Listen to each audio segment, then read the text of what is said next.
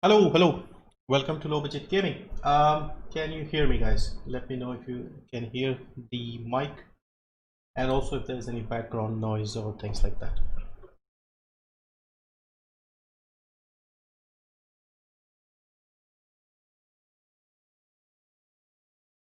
Hello, Vortex. Welcome. Thank you. Can you hear? Yes, we can. Yep. Okay. Suraj Pillai. Welcome, guys. Welcome, everyone. This unusual stream, I guess, because there's quite a lot of things happening, and I was going to sit down and watch all of this. So I thought, why don't I do it with you guys? Xfinity is pretty clear. All right, that's good. Thank you. Because I have my fan running in the background, and sometimes the mic has to pick it up quite a bit. So I just wanted to make sure. Gaurav Thakur. So yeah, so first up, in about 15 minutes, we should have the launch trailer for Apex Legends Season 7. And of course, the big news is that it is coming to Steam on the 4th of November with the launch of Season 7. Which is good, and hopefully more people will jump on it. And a lot of people have issues with the Origin launcher. I don't have an issue, it runs fine for me, but I have heard people struggle because it has issues, I guess. Does Apex Steam version give good performance, less FPS drops? I don't know, it should be more reliable, I hope. Your sound is clear, all good. Okay, thank you, Vishwas. Hello Stephen, welcome. Alright, let me just set up the OBS over here. Let me know if you can see my screen. Yes, we can go to Google here. Yeah, so 21,000 people waiting. Not a lot if you think about it. And 14 minutes to go. Beyond Mayhem, welcome. Can see the screen. Dango06, welcome. Do I need Origin account to play after November 4 if I download it from Steam? I don't think. I think it will be like if you play it from Steam, you wouldn't need Origin. That's the impression I'm getting. Are you live streaming AMD event? Yeah, AMD event will start about an hour after this one. So I have the tab open here.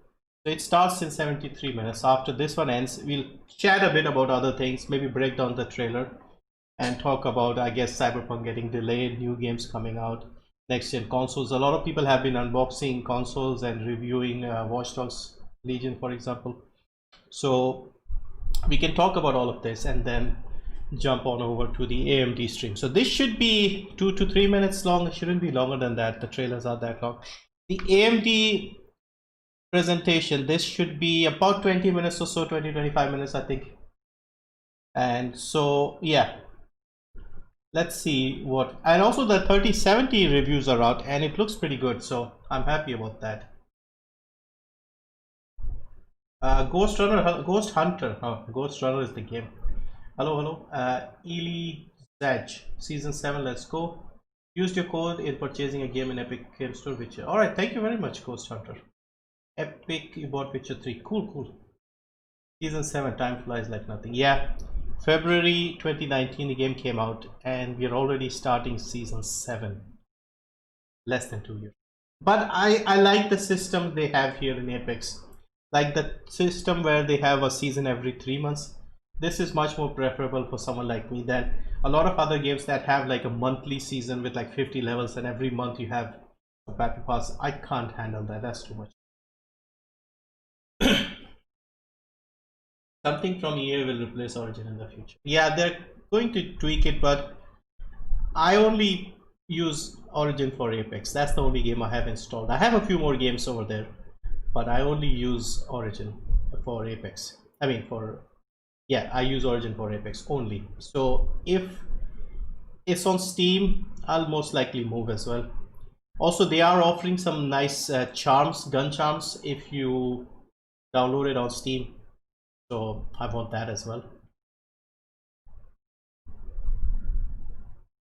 I have Origin account, and if I want to play on Steam, how can I link my progress? I think what they are saying is you basically download the game once, have your Origin game running in the Origin launcher in the background. I mean, don't uninstall it yet. start the game. The first time it'll ask you to connect your origin. You do that, and then in the future you won't have to do that. Kaizen, hello. PT 3070 is 0 improvement on ray tracing. Yeah, unfortunately it's the same. What's your favorite legend? I mean Watson. Thought Hunting SZN Games. Thank you, bro, for the super chat. Thank you very much. It's called EA desktop app. Apex Half-Life. Yeah, basically that's the charms. To be honest, few games are cheaper in Origin, like Rainbow Six Siege compared to Steam, like Steam. Yeah. I bought Assassin's Creed 2 and Far Cry 4 from Origin because they were cheaper than Steam. Beyond Mayhem, thank you for becoming a member. Thank you for the support. Welcome.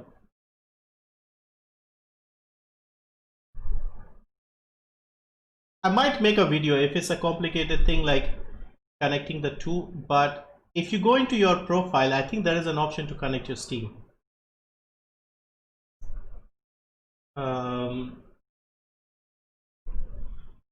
Naraka Blade Point Beta Keys. I have no idea what that is. When does the Steam Halloween sale start? Tomorrow. I think I'll stream that as well. Tomorrow 10:30 India time, it should start.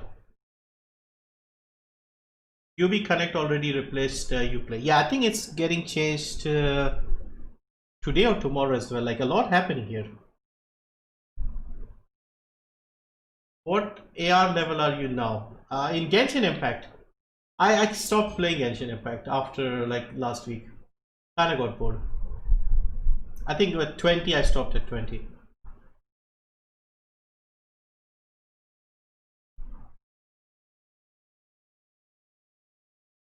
Jose 7 Prakash. Hi Thala. What is Thala? I have connected my Steam. I've already connected since long. Let's see. Yeah, I've also done that. Talk about your impressions on Ghostrunner. Ghostrunner is awesome. Basically what they've done is there are two, you can say, two worlds that you have to play through. There's like the normal world, which is like a cyberpunk dystopia, and then there is this cyber void that you go into and solve some puzzles, and you get more powers and your abilities come back slightly. I've only played about 2 hours and I kept dying like hundreds of times because you have to be very precise. The movement, the jumping around, sliding and grabbing things, that is really cool and easy to do. But combining that and then fighting the enemies, because what happens is you jump around, go, and there's like a room with like 5 enemies, and you have to sort of use all the abilities, jump around, slide under, go under them and slash them, but you get killed if you get hit once, so you have to start again and again and again. So it's more of a game where you might actually try to speedrun things. If you want, I can show you a bit after we watch the Apex trailer. We can maybe do like a quick 10-minute show of the game, because I would highly recommend that game. It is a lot of fun. Is Rise of Tomb Raider worth buying? Completed the first part recently. Yeah, why not? It's not expensive and it goes on a lot of good sales, and a lot of people say that Rise of the Tomb Raider is the best in the series. I tried playing it for about an hour and a half and I did not like it, if I'm honest. I played the Shadow of the Tomb Raider game. Maybe it was the snow setting that I did not like, but that second game I started a little bit and I just couldn't get into it. So maybe I'll play it again in the future, but I did not get into it. And the third game is also almost exactly the same. It feels no different, but it's like a different setting. But somehow I like the Aztec, is it? Or Mayan setting more for some reason than the snowy Siberian setting, at the start at least.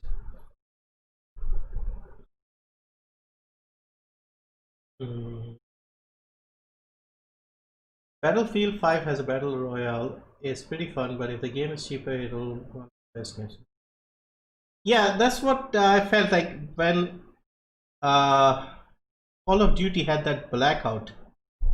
That was actually fun, but they had it included in all of that and they did not make it free to play, so it did not succeed. And that's what they did with Warzone a year later. You completed the main story or not? No, I just lost interest, to be honest. Why a damn ad? Damn ad where? Yeah, on the stream. No one is playing Battlefield, you won't find any matches. Yeah, on PC, the Call of Duty games and Battlefield games, they tend to die very quickly. Well, not Battlefield, but Call of Duty tends to die. Plus, in our region, there's just nothing.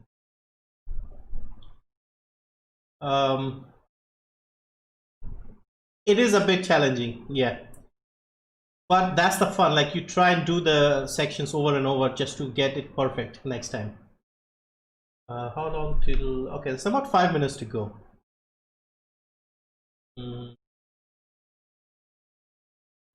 Right, let's quickly catch up. Jose Prakash, thank you for the super chat. Thank you, bro. Wanted to support you, good content creator. Thanks, man. Ghostrunner sounds fun AF. Yes, it is fun AF. How good is Watch Dogs Legion? It looks alright. I mean, I was watching ACG's review. I've watched about 10 minutes of it before I set up the stream, this one here.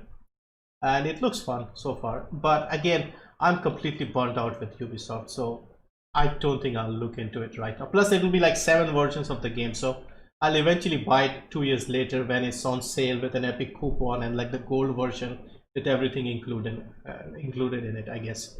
But impressions are good. People are saying it's a little different and they are trying something else. I'm confused what to buy, RDR2 or Mafia Definitive Edition. I can't really say. I haven't played RDR2, and Mafia I started playing, it was buggy, so I did not continue with it. So yeah, I can't really recommend either. Do you think it will be good to try Origin Premium or Xbox Pass? Xbox Game Pass, I think. Yeah, Xbox Game Pass is better, I would say. I like Rise of Tomb Raider, I'd recommend it. RDR2, yeah, RDR2 is probably better. Closest thing to Ghostrunner I've played was Frostrunner. Free on Steam. And why is this? Or A Story About My Uncle. Yeah, A Story About My Uncle is actually a good game. Okay, 5 minutes to go. 4 minutes. Plus they'll have that 2-minute countdown as well. Yeah, I'll probably play Rise of the Tomb Raider some other time, but when I played like a couple of months ago, I just couldn't get into it. It's just Lara also, like, the character is very, very annoying. So I was struggling to like get into the game. At the start, she's very annoying for some reason. Closest thing, Frostrunner. What do you think about the RTX 3070? I think it's probably the best of the bunch. Because again, people like me, I can't really afford the 3080 or the 3090. And 3090 doesn't make sense either. Plus, even if it's like available and at full price, at normal price, the 3080 is still too much. So 3070 at 500 and giving 2080 Ti performance is good enough, I guess. It's like a high-end 1440p card, and that is good enough if I can afford it, that is. Now I'm hoping AMD has something that has similar performance and hopefully cheaper, and then things will get interesting.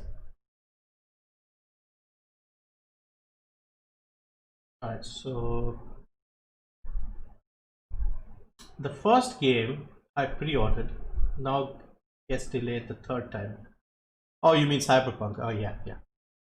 This year, every game that I've pre-ordered hasn't done its job. Like Horizon Zero Dawn, it was buggy at launch. Mafia Definitive Edition was buggy, and then Cyberpunk got delayed 3 times. And I just bought it literally 3 days ago, like Friday, I think. So like, if I had waited another 3 days, if I had an idea that it would get delayed again, because it had got gold, they were advertising it everywhere, so I was fairly certain it would come out, but got delayed again, I guess. So nothing we can do.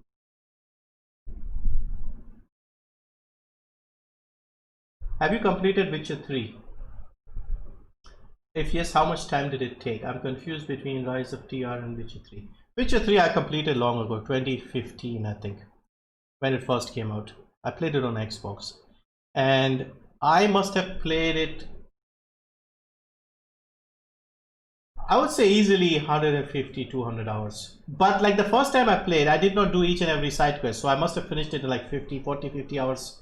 And then I went through and had like another 2 more playthroughs, like checking out all the options and things like that. And then of course the 2 DLCs came out. The 3rd DLC, the 2nd DLC, Blood and Wine, I haven't actually completed that properly yet. I just went through some of it and just skipped the rest. So the first main game and then the Hearts of Stone DLC, I think I just 100% did everything there. And the final Blood and Wine DLC, I haven't really properly done that. And last year I was starting to do that. I started streaming again with the hopes that I'll complete everything again, but then my power issues and all those things caused me to stop.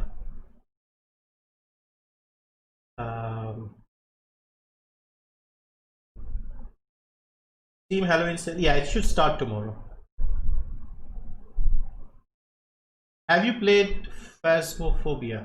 No, I haven't actually heard it's scary, but I haven't tried it. Phasmophobia? What is it called? I didn't even look at the name properly. Yeah, I know which one you're talking about. That is a top selling game on Steam. Right, okay, it should start now. Should I do full screen for the trailer or should we keep it like this?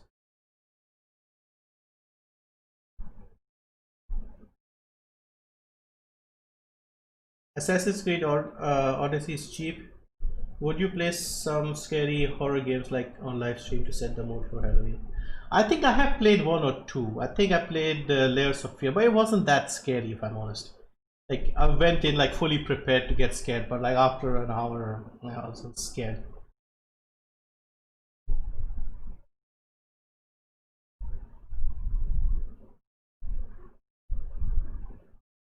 Alright, it's starting. Well, 2 minutes to go. I hate this 2-minute thing that they do. LG TV or OnePlus TV? I don't have either of those, to be honest.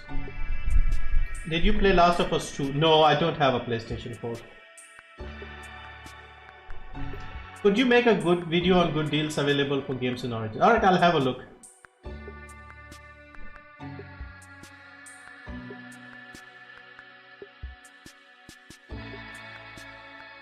Hello Savio, welcome. Alright, let's get settled. I hope the new map is good and they make some improvements. I've heard that they are going to improve the audio in Season 7, which is about time, to be honest. Like, that has been one of the biggest problems in this game.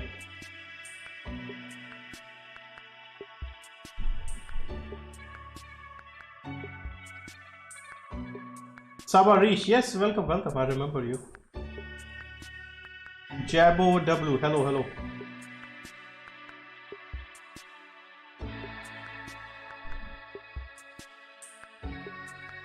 Try Outlast 2. Outlast 2 is too scary for me.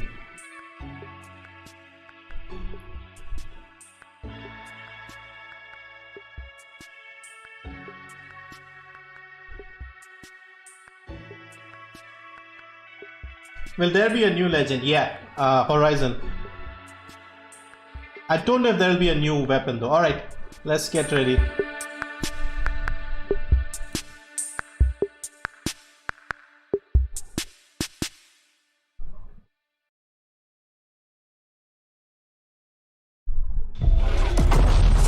Oh man, that thing is giving us a really nice glow. Oh, come on, dude, you're always crowded. That was gonna be the money shot. Stop fooling around with yourself, yeah? Thanks to you, all my crap's on that ship. Yeah, well, that was the plan, right? Okay, new plan. Follow the rocket. Hey, that's all yours. Wait, what? You don't know how to fly? Do you? Do you? I know how to fly.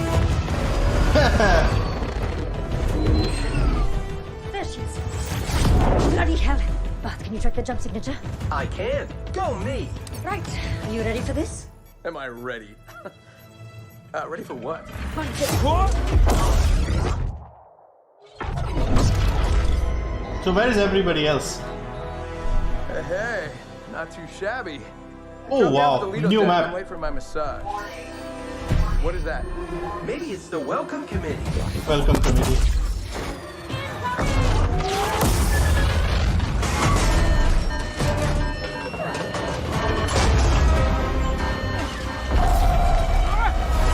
Bye, friend.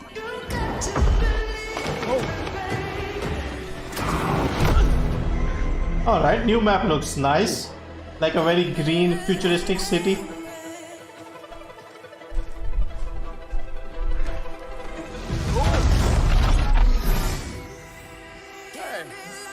Map looks good. Oh dear. Not very light on his feet, is he? Olympus Arena Looks like the game's afoot. Also, that is the car we'll be using in the game. So much for my day off.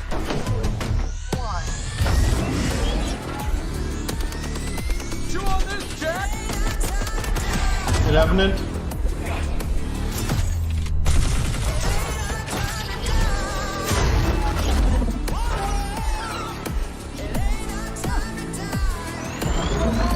What are you doing? Eyes up, lads. Carry on then.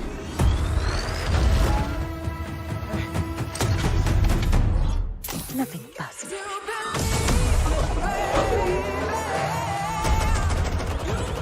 Still Watson and Octane. Time to go. Whoa, what? Are you insane? I'm a bloody genius.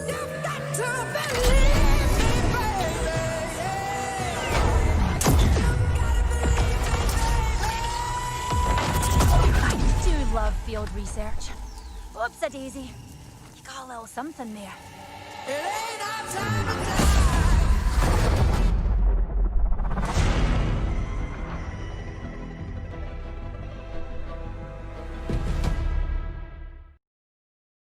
Alright, not bad, not bad. Yeah, at the moment I would be happy if they removed both the old maps and just kept. Okay, this is done. So let's see what we are having here. Oh, we have to watch the whole thing again. Alright, so if we just do a quick breakdown. So the rocket on World's Edge is taking off, as you can see here. And they go with Pathfinder, they go through some portal, get to the other side. Now I want to see where they show the full map. And here. So they're saying the map is big. It's a map from Titanfall 2. Really? Cyberpunk delayed to 10th December. Yeah, that's old news, unfortunately. So it's a very green, futuristic map. It's also a floating city in the sky, interestingly. Some high point here, buildings here, this sort of underground tunnel here, like a train tunnel or something, or I don't know if it's something else. And yeah, looks interesting. Also, you have these areas where you can just fall through the ground, I guess. Yeah.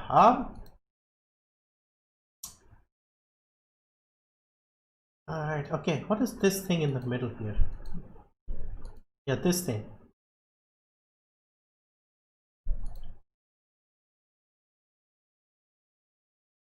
But look how green and sort of nice this whole place is. Cherry blossom environment.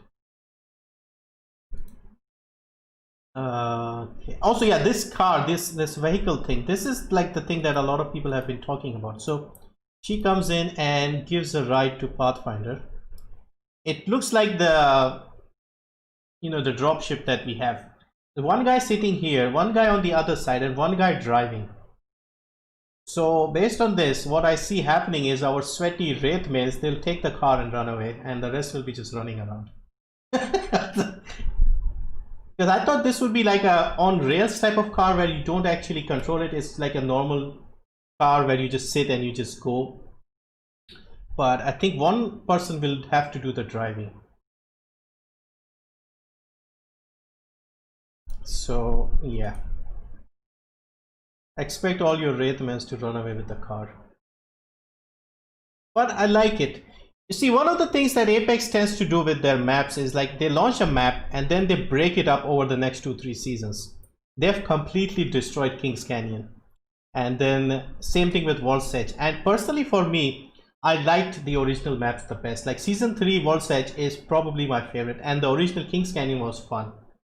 But Kings Canyon got destroyed a lot, and the changes they made to World's Edge in season 4 kind of ruined it for me as well.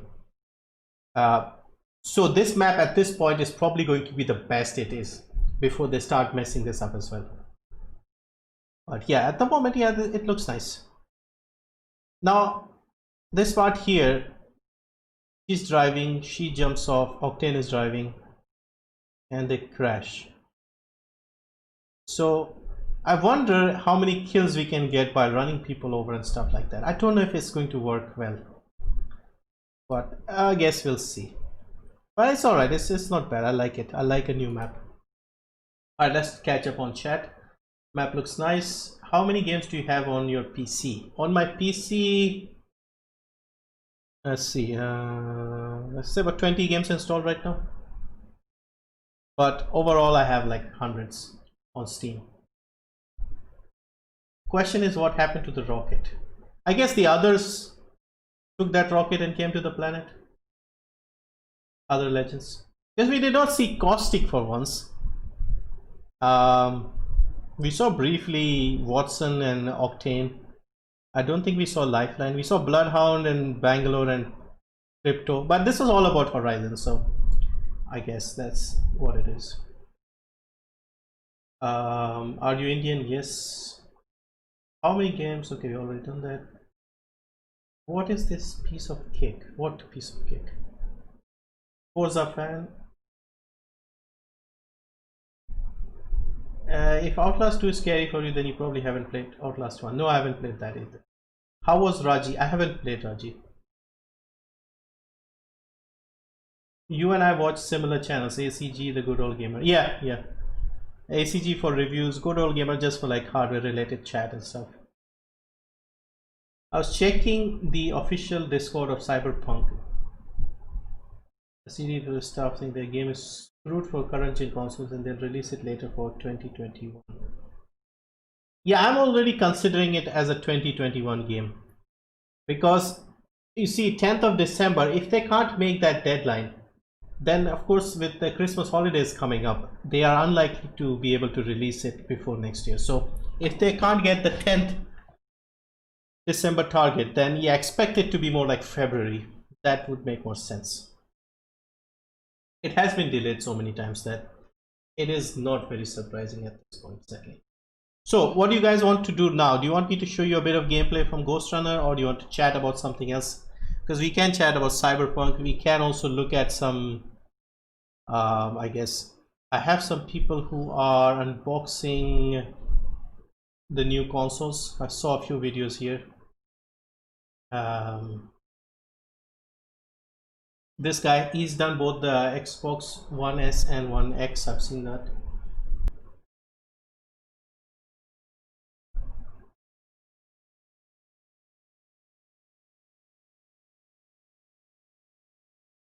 Will you make gameplay video for Ghostrunner full game? I'm interested in buying. I might make a short video or something. Yeah. I wanted to pause my humble choice again, then was given $4 again. Oh yeah, they tempt you with that. They were offering me $2. I said no, not good enough. Because there needs to be at least 2 good games there that I can. What is cloud version? Interesting.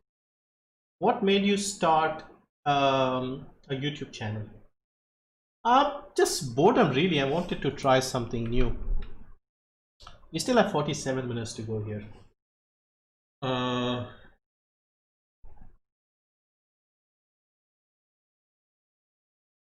What are your views on Assassin's Creed Valhalla?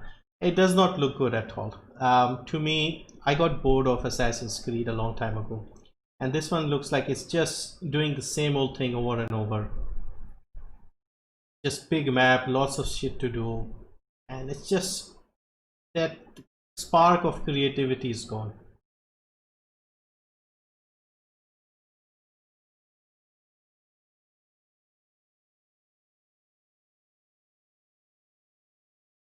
Can you show your games collection?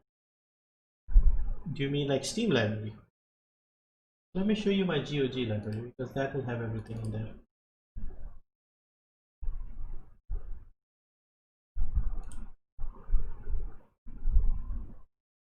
Yeah, unfortunately, the problem is gaming has become a big business.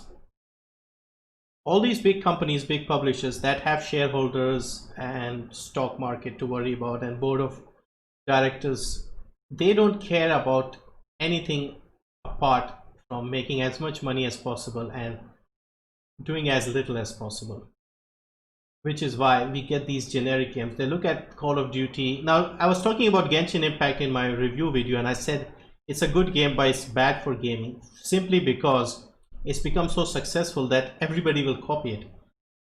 Ubisoft, Activision, they'll all be looking at this and saying, wow, they're making so much money, and it's a very simple game at its core. It looks beautiful, it's compatible on all platforms. And you can see already Ubisoft is doing that cross progression thing.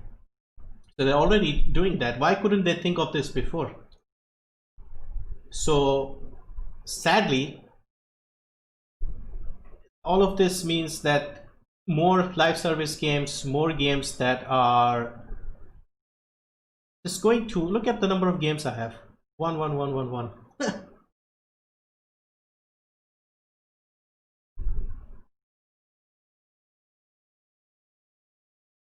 I liked through Assassin's Creed 2, 3 and 4. GTA 5 free again. Hopefully. I have no idea. I mean, there's no way of knowing. Do you think Cyberpunk will be stuck in development hell and in the process ruin it? No, I'm fairly confident they'll make the 10th December deadline. Even if it's buggy and needs patches, I think they will not mess it up this time.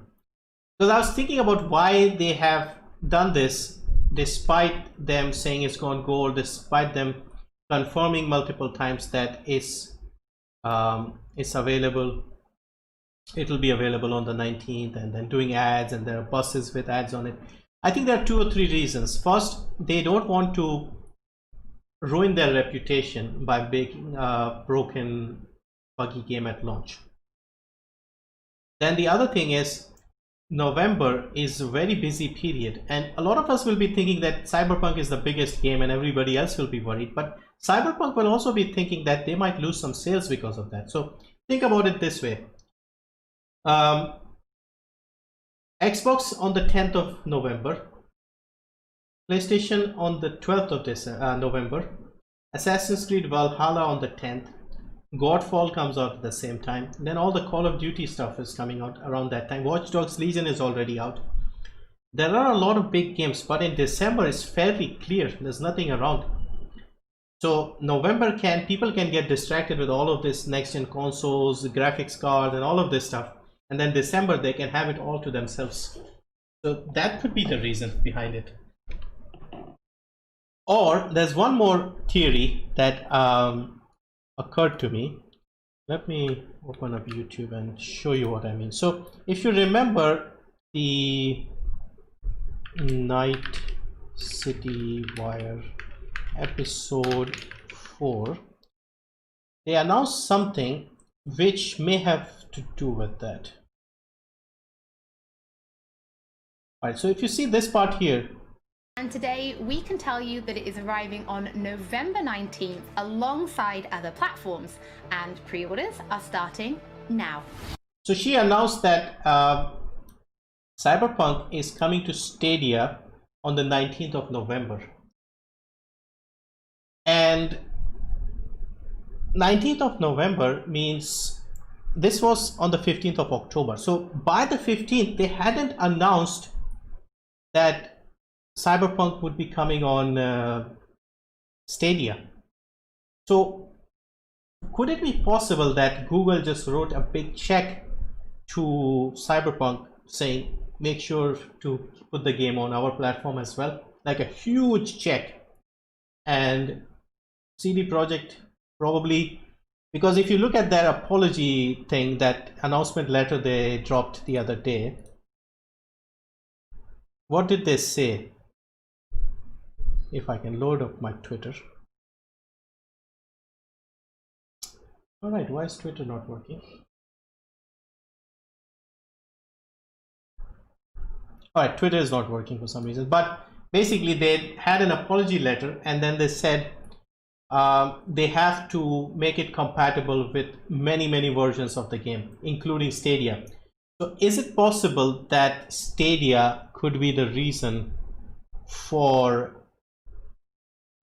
the delay? Ferocious Gaming, I don't know. I have no idea if it's going to be free again. I don't control these things. Like Rockstar Games don't tell me directly about these things. So I have no idea of knowing if it's going to be free. I resent the games as a service model. I'm jealous of your games collection. I'm not. I don't get time to play. How did you get Driver San Francisco? I bought it a long time ago when it was still available. It's a good game. I really liked it. Really nice game. This is just the Uplay library. If you see Origin, you have all these games. Epic, of course, with all the free games from Epic. There are a ton of games here as well. And GOG, I have a few games on GOG as well, including Cyberpunk.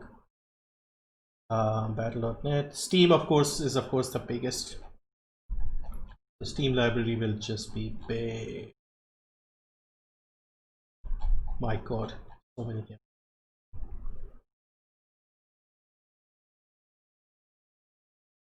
Raji was pretty good. Yeah, I haven't actually. I just lost interest at the wrong time, I guess.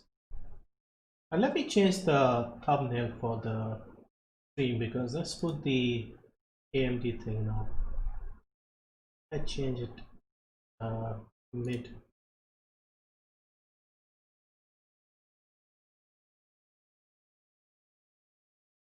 But it should have changed.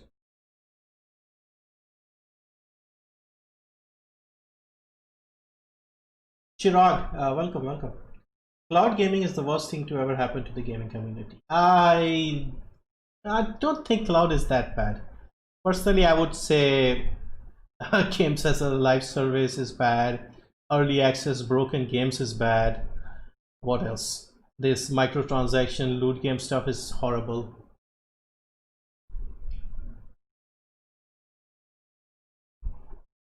Feels so good after seeing chess in your library. I actually used to play chess when I was a small kid. My grandfather taught me how to play chess, and I used to play with him and like beat much older people. Like when I was like 10 years old, I could beat like my uncles and everyone. But I haven't played for like a long time.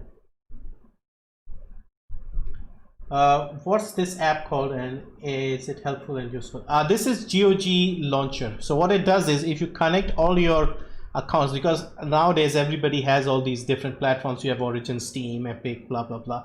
You can connect all of them and then have your entire library in one place. And if you want, you can launch a game and it will launch the launcher that has the game on it and then close it as well for you, just making your life a little easy. Have you finished playing all the games in your library? Nope, probably not even 10%. That's the reality. Most of the time I start the game, played for like an hour or two and lose interest. There are some games that I've completed. So I've made a list here of some of the games that I've completed, which is quite a few. I should probably add some more that I have finished, but there are not too many games that I sit and complete all the way through.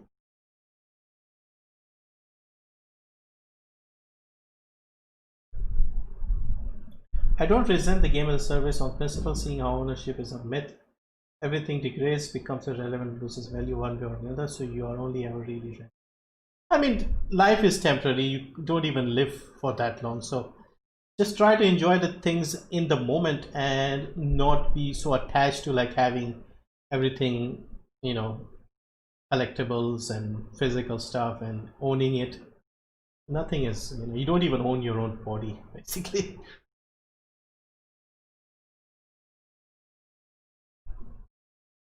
Do you know you can get Uplay Plus free trial? I've heard of it, but I didn't even bother looking at it. But in practice, tourism gaming as a service. What is this app? GOG Galaxy. Good old games.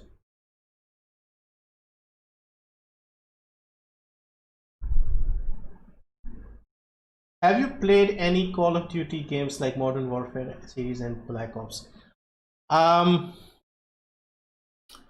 think I've only ever had the, you know, the one with the war, that game, this one. No, not this one.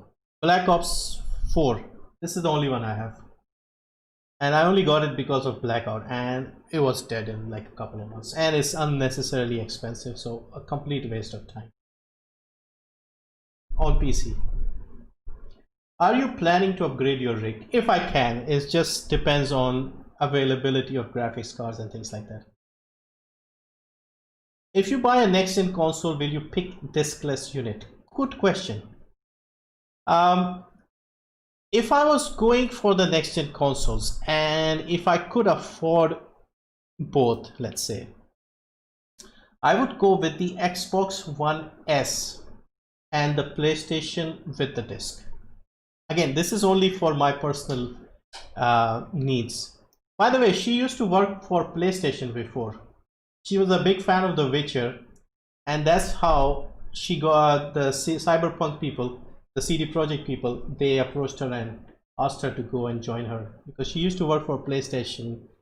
They had the channel called PlayStation Access, and she was a huge Witcher 3, Witcher 2, Witcher 3 fan, and that's how she got pulled over there. Got a good job offer and she moved. All right, so that, okay, so my thumbnail has changed. Good. So the reason why I was saying was One S. Xbox is all about the digital stuff these days anyway, and they have the Game Pass and things like that. So you can get the Xbox One S, and I have some games like Forza Horizon 3, for example, which is that play anywhere game. So if you have it on PC, you can play it on console as well. So I already own it technically. And on top of that, you also have well, basically Xbox is more encouraging of the digital stuff anyway. I did not have the Xbox One. I mean, I had it briefly, but I don't have anything on disc as such. So for me, going with Xbox One and all the backwards compatibility and stuff, the diskless version makes more sense to me. With the PlayStation, I did not get the PlayStation 4. I had the PlayStation 3 and I had a lot of the exclusives. I got a ton of exclusives. I have like 50 PlayStation 3 games. I skipped PlayStation 4. Now PlayStation 5 will be backwards compatible with a lot of games from PlayStation 4. So I can buy the disc version of PlayStation 5 and then get all the games that I did not play from PlayStation 4, the exclusive stuff that is not available on PC. And then I can use that and use the disc. So for me, PlayStation 5 with the disc and Xbox One S without the disc, that makes the most sense overall.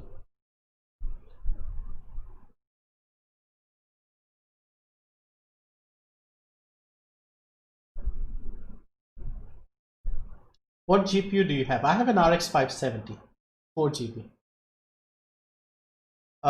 My 3070 is arriving next week, $200 less than the regional price. All right, so did you get it from the US or something? And how did you get hold of one?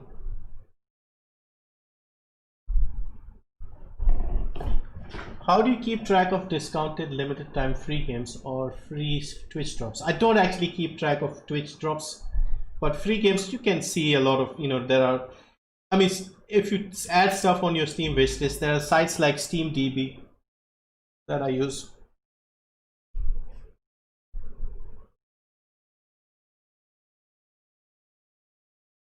If I'm getting a next-gen console, I'll likely get Xbox Series X pairing with Game Pass. That's all, no physical disc.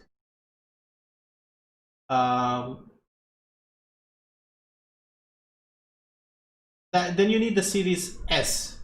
I mean, X is more powerful as well, but it has the disc. I guess it makes sense. I got the 2070 Ti on my second PC and I got it 500. 2070 Ti, you mean the Super? Do you use OBS software for streaming games on YouTube? How much did your whole gaming setup cost? I've built it in like parts, like I had certain thing before and I added it. It's not expensive, like very budget system, but still like 30,000-40,000 in India. And I use OBS, yes. I'll tell you an old game that many would have not heard of. Medal of Honor Allied Assault. I cannot seem to find it anywhere. Medal of Honor Allied Assault. I have heard of it, but yeah, I don't know if it's been removed or not. Which one do you prefer? Watch Dogs games or GTA? Probably GTA. More fun. Because Series S cuts its horsepower too much. Yeah, it's not as powerful, obviously. So we still have 30 minutes to go here.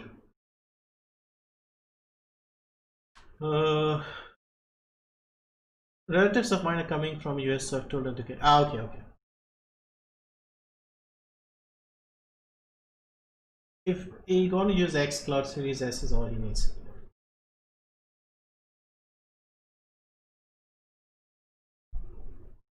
Sorry for personal question. What's your age? I'm 39.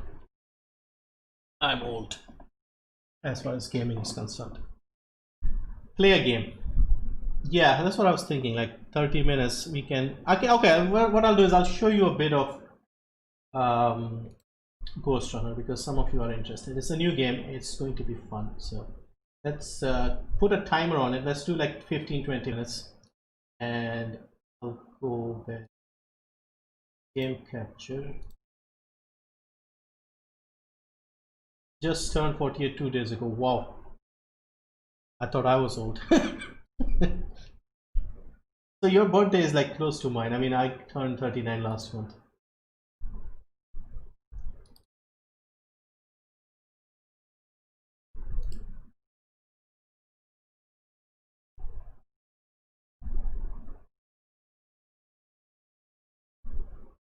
Alright, so yeah, Ghostrunner is hard. So what I'll do is I'll show you from the beginning or something.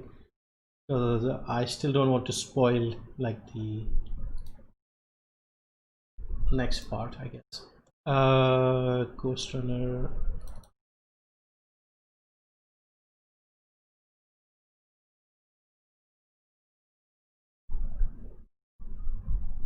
It's like 35,000. We can get 26 in India at this price. Yeah, it is a little overpriced, unfortunately.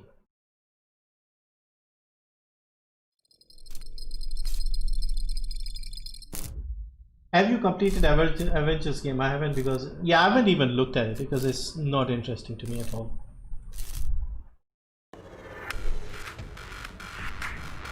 Alright, can you see the screen? Game and audio.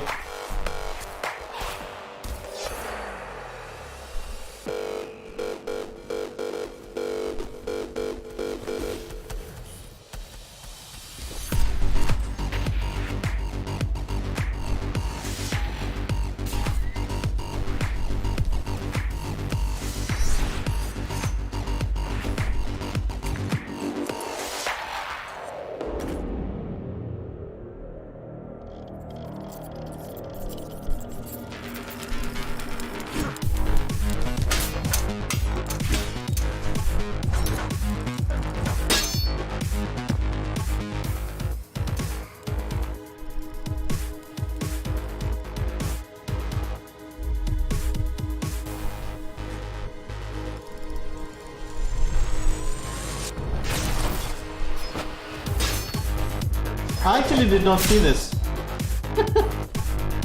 Like when I played yesterday, I just skipped this. Enough!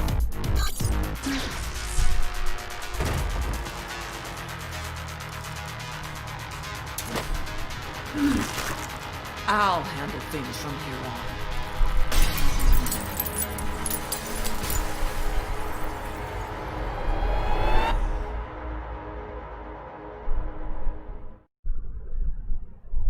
So that was us. Our arm got ripped off and then we start. Alright, so what I'll do is I'll pick another level because I don't want to continue. The Awakening was the first one, then look inside the Climb. Let's do this one. Is this like a parkour game? Kinda. 35,000 is like how much US? 500. 35,000 would be roughly $500. 35,000, sorry, not 35. I've already done this level, but I just wanted to show you this again. Hello, Dr. Zero Kill. Right, so I already have the blink ability. Our first stop is one of the few remaining Cybervoid mainframes, located in an old mining tower. We can use it to correct the corrupted parts of your code, and hopefully restore your more sophisticated functions. Hopefully. There's no guarantee the data will be intact, but we'll cross that bridge when we come to it. Like, get out of Rivia. Alright, so watch this. Oops, my bad. Not watch this, me dying. I can't do it. What's wrong today? Hang on. Okay.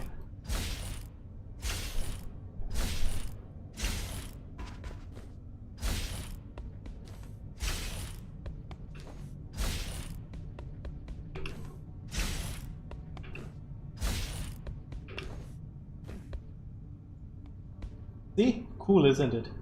So you do wall running, then you use this, then you do this, more wall running, do this, jump here, more wall running. Ah, okay, I thought I was going to fall again.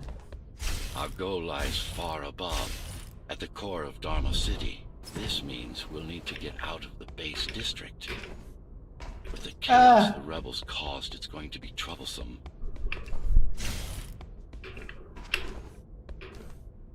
Cool, isn't it? How can you assist me? In combat, I'm afraid I can't. Cybervoid Remnant is the only medium I can interact with. I will be able to help you with your upgrades once we find the mainframe. Apart from that, just think of me as a voice in your head. One that you should listen to if you want to stay alive. Alright, I'll show you an Easter egg. Can you guess which game this is from?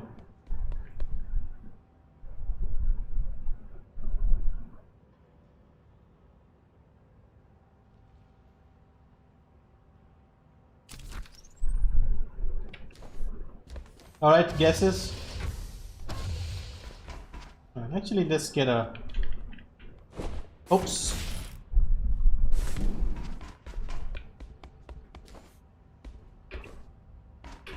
Oh, messed it up. Alright, so...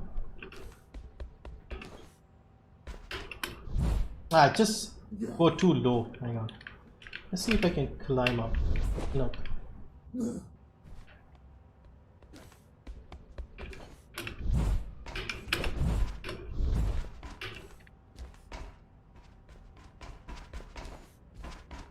Yep. Cyberpunk. This is also, by the way, a Cyberpunk game, and this is also made by a Polish developer, so you can see. Should we go down here? Yeah, but I like also there's this blink ability. Like, if you have like 2-3 targets, you can line them up and then just blast them with this ability. So I haven't even unlocked too many abilities so far.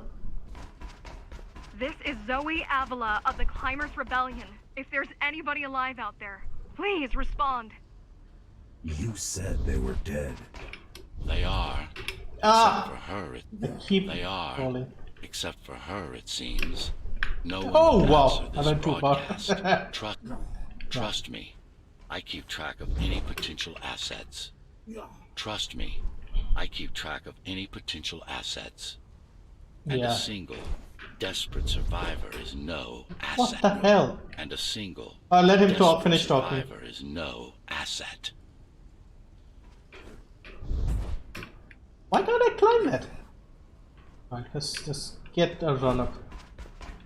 505 games, horrible pricing. Yeah, I agree. I can't climb it for some reason now. Alright. I think I haven't unlocked too many abilities yet.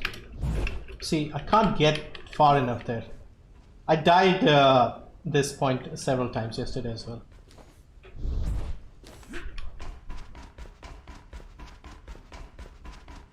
If you still have 10, oh yeah, that's how, I mean, for me what happened was that one day they had not priced this properly. Like they had put regional pricing. So I paid only like $7 or something for this one.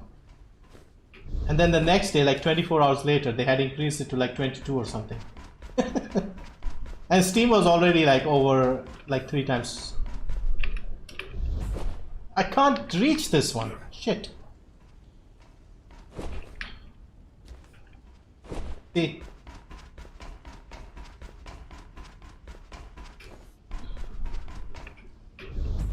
Oh, finally. Ah, that was tough. Steam or nothing. People are saying Hades is a good game. Yeah, I've heard a lot about Hades as well, and I have it because Epic gave it to me because like I'm a content creator and stuff. But they gave it back when they first launched the store, when they launched the free game stuff.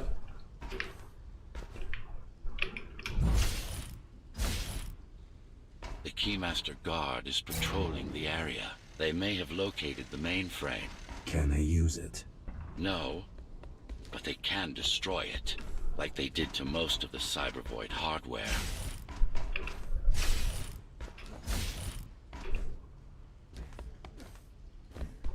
This is Zoe Avila of the Climbers. Please. Can anybody hear me? Anybody? This is Ghostrunner. The Ghostrunner? Jack? You're awake! Yes. How? We've been rebuilding you for months. We tried everything we could to wake you up, but you never would. It wasn't up to me. Alright, I forgot to change it. I have like a different knife.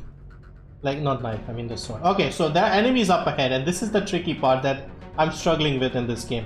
So you see this guy here, and you see that ball up there. I have to go and break that ball because he has a like a shield around him. So I have to figure out how I can get up there. And let's see.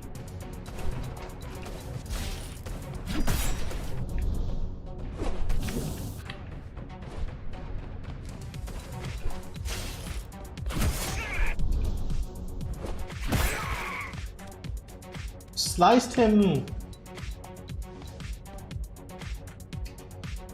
It is. Are you an introvert? Ah, maybe, I guess.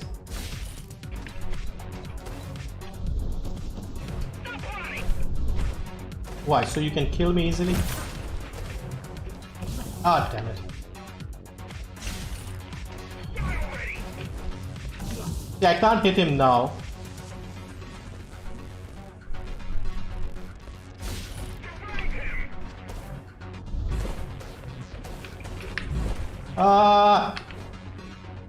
Where am I? Oh, I'm still alive. Can I get up? I don't think we can.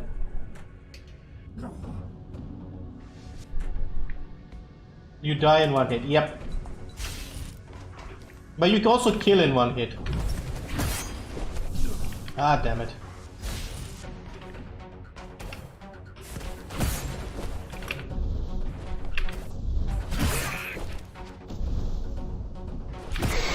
Like you can slow down when they're shooting you and then just move around a little bit.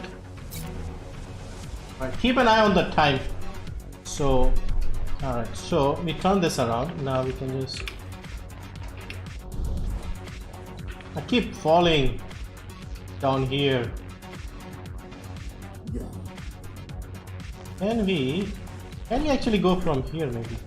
Yeah, might be easier.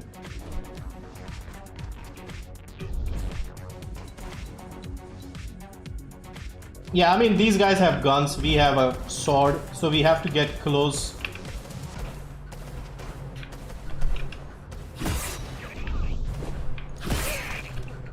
Alright, how many more? We see on the minimap there are 2 more there. See this here. Holy crap. If you were there when they came for us, it would have been different. We might have had a chance. What are you going to do? The 5th is still crawling with keys. Keys? Oh, the Keymaster Guard, bandits and thugs that Mara armed and sent against us. I'm going after her. After the Keymaster? Alone? That's insane. But If anyone can do it, it's definitely you.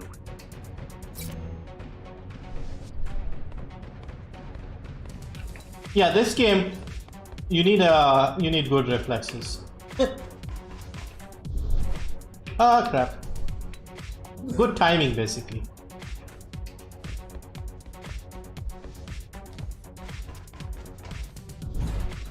No, I'm doing the wrong thing. I don't think I need to jump. Let's just do it without jumping. Bloody hell.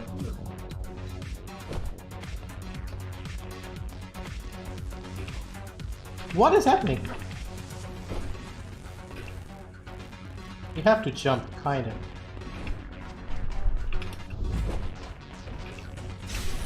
Alright, where to go next? Oh, okay. See, this part is fun.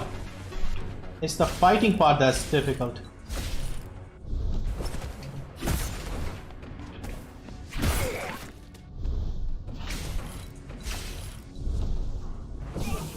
Damn it.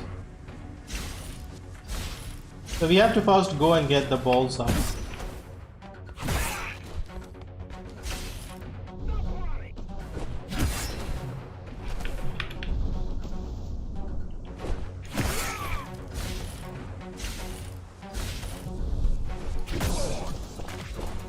Are there more? You're gonna need someone to guide you and keep an eye out for threats. What do you say? Would Yeah. I help? Yes.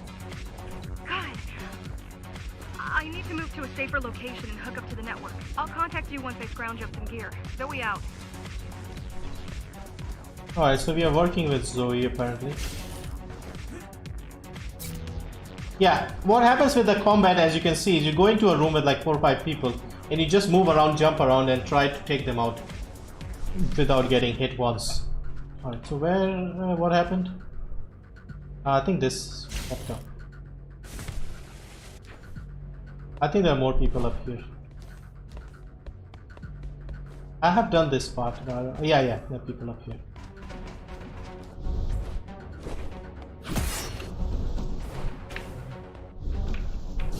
Damn it. Yeah, this is the problem with this game. Like, you have to be really good and skilled with your reflexes. Otherwise, you get hit.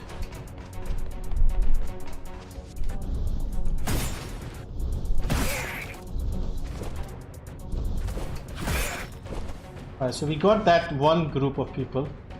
And I think there's like one guy down there. One guy down there. And where is the ball thing? The ball is over there at the back.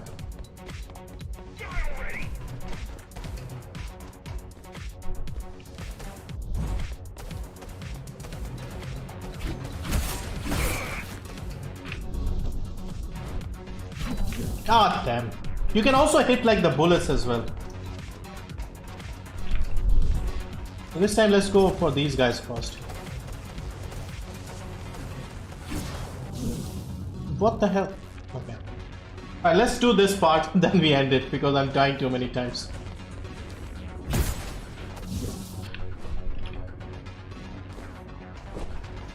Yeah, Poland is like really good with video games right now. Like, this is another Polish game. Ah, damn it. So there are like 4 people.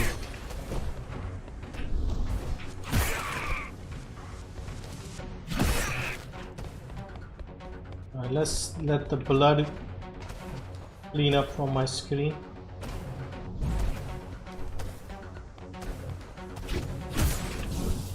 Damn it! This is taking too long. Like yesterday I was playing on my own, it did take too long.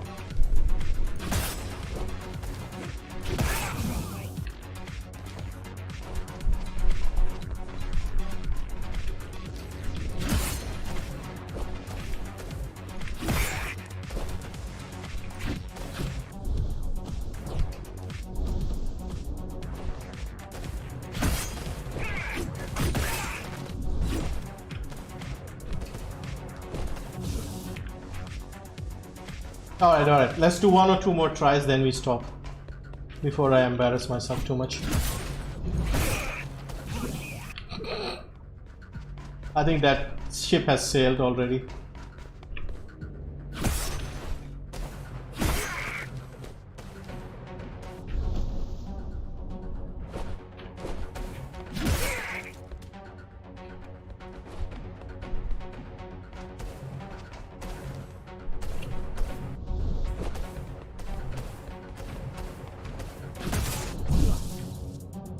Damn it.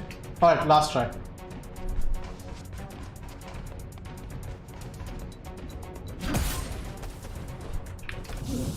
I'm dead. Alright. That's it. Okay, what happened? GOG Galaxy crashed in the meantime. Alright, let's close Epic. Let's close GOG.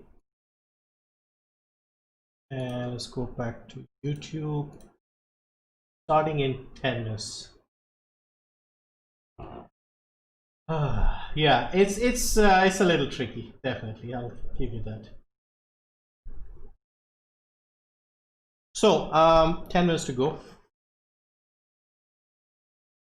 I don't know if there's like any difficulty settings with Ghostrunner, but I don't think it's about, you can't really make it easier. I'm guessing the more you play, the more abilities you'll unlock, I mean, and you'll be able to perhaps get more health, things like that. Aju OP, hello, welcome.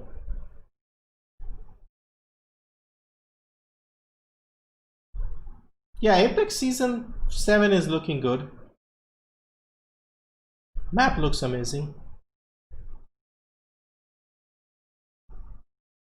I don't think AMD will have dedicated RT cores. Yeah, I agree. My Epic Games launcher shows black screen. I tried everything, nothing is working.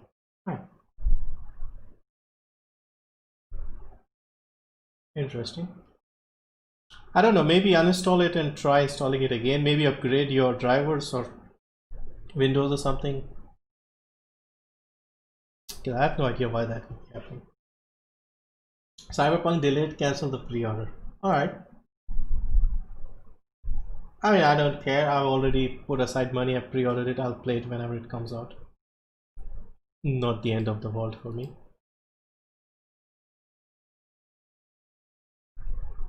Why do you need a VPN? It's not like blocked in India or something.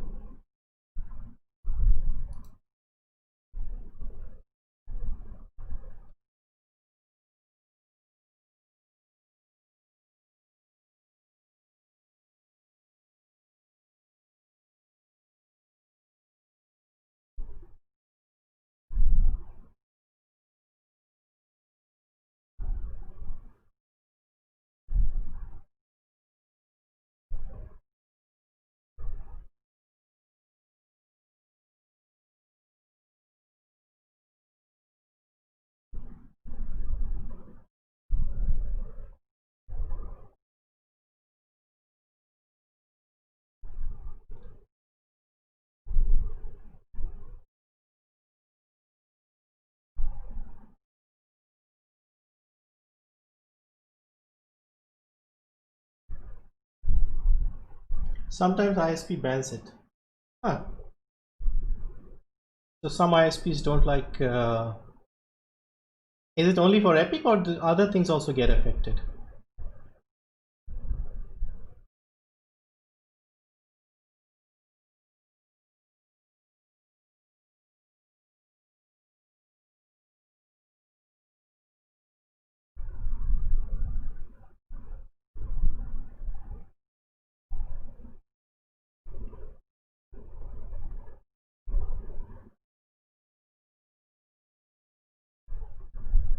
All right, we should be ready to go. Still 7 minutes to go. Okay.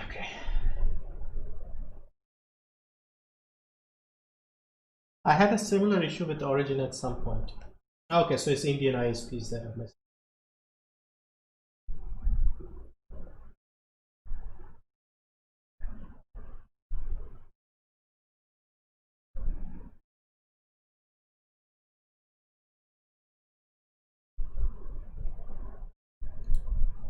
Yeah, for someone like me, I don't really care about the very high-end graphics cards because I'm never going to be able to buy those, and even if I could, I'll probably not buy those, which means 3070 range, even that is beyond my scope. I've never bought a $500 graphics card, so 2 to 300 is the sweet spot for me. Like 300 is good enough for me. Do you have a favorite game genre? At the moment, no. I mean, even Apex is like BR. I like BR, but only Apex. I tried other BRs, even PUBG was exciting when it first came out, but it lost its charm very, very quickly. I used to love open world games, and even that has gotten boring now. So at the moment, I would say no, I don't really have a clear favorite genre.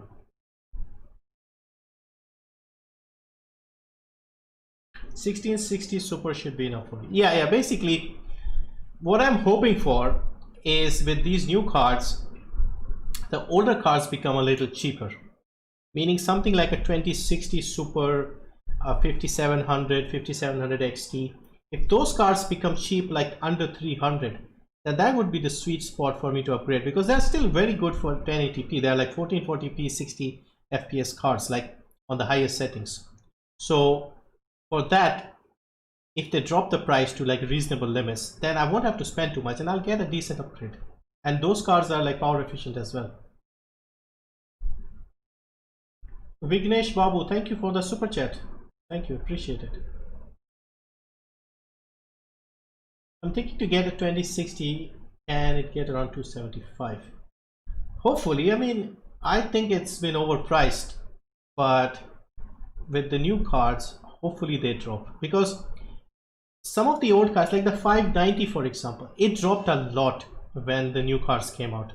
So I'm hoping something like that happens and we get like a good drop, because right now on Indian stores, the 5700 XT, the 2070 Super, the 2060 even, those cards are really expensive. They're like 35, 40, maybe more than 40,000 rupees, which is $500-600. And I want it to be like around 300, 350, like the price in America without the taxes, I guess. I'm waiting for older cars to be cheaper. Yeah, 5700 XT, if it becomes cheap and easy to pick up, because as you have seen with the Nvidia cards and the 30 series, availability is the biggest problem, because people are hungry for new cars and there's just not enough stock. And here in India, the retailers get even more greedy and increase the price to insane levels. So result is we can't find it anywhere, and the places that are selling it, they are ripping us off like 3 times the price. India gadgets are always high price, too much tax, import duty, and also the shopkeepers are greedy as well, because there isn't a big network, and the few there are, they all sort of price gouge at the same time. They fix the prices. Like the 3080 was selling for like roughly 200,000 in India, which would be about $3,000 roughly. 3080, was it 3090? I'm not sure, but yeah, insanely over the normal price.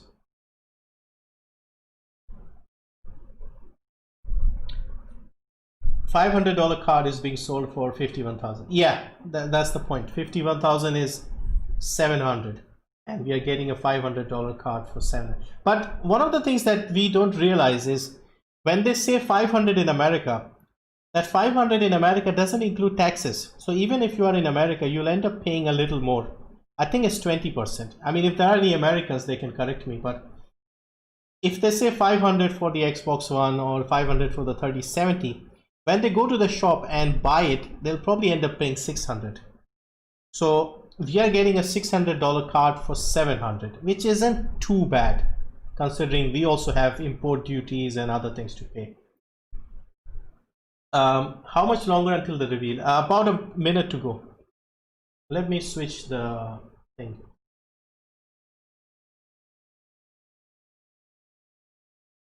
Alright, 60 seconds as you can see here. Yeah, we'll go full screen as soon as it starts.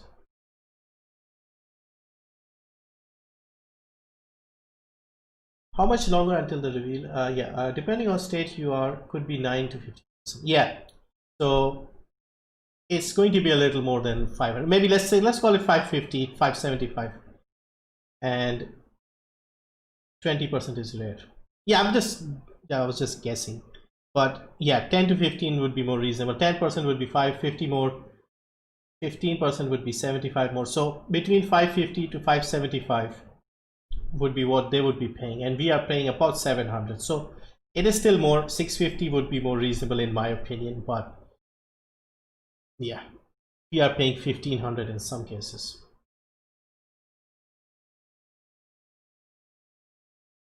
How you pay taxes depends on which state you are in. Yeah.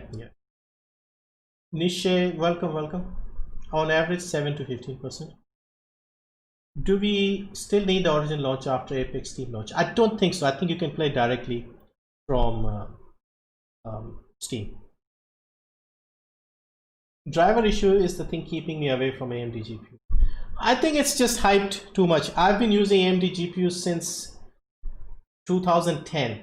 I've rarely had driver issues. It's just people exaggerate it too much. They don't install things properly and then they complain about it. I've used 5770, R9 280, R9 380. I have an RX 570 right now. I've never really had any issues, and I play all the games. I played Witcher 3. Yes, performance may be not that great in some occasions, but if you update your drivers, it's not really an issue. Hello Aaron, welcome.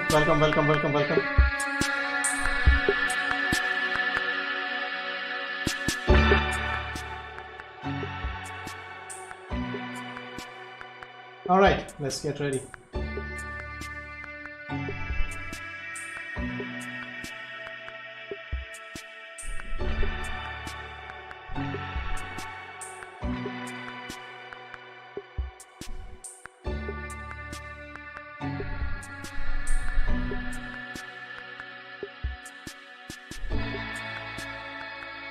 So this will be a pre-recorded stream type thing. So it wouldn't be like a live thing. It would be a pre-recorded video. Those import duty and heavy taxes are because they think PC components are luxury goods. Yeah, unfortunately, that is true. I know, because I bought a PS3 with me when I came from the UK and they destroyed me with the taxes import. But I had a lot of shit with me. Like I had a PC, I had my PlayStation, all the boxes of all the games, headsets. I had to pay a small fortune.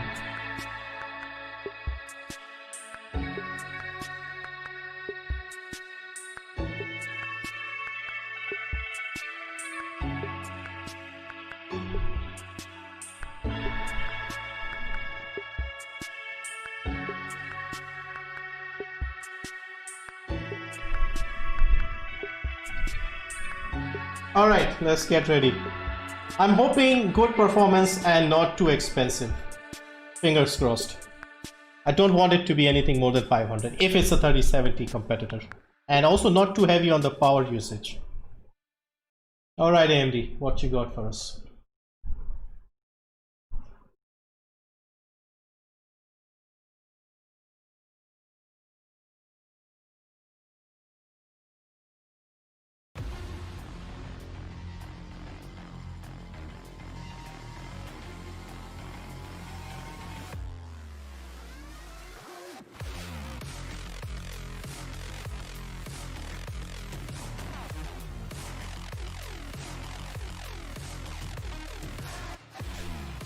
Godfall, Dirt 5.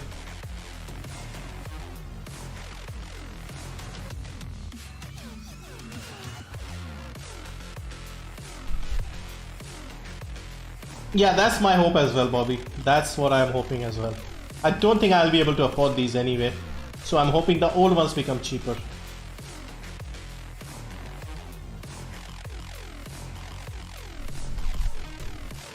Man, the graphics are getting insanely good now.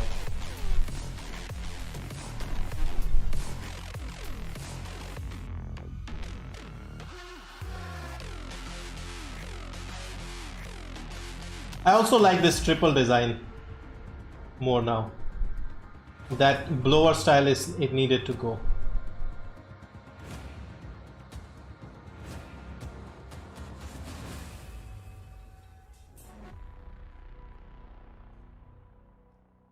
Welcome, everyone.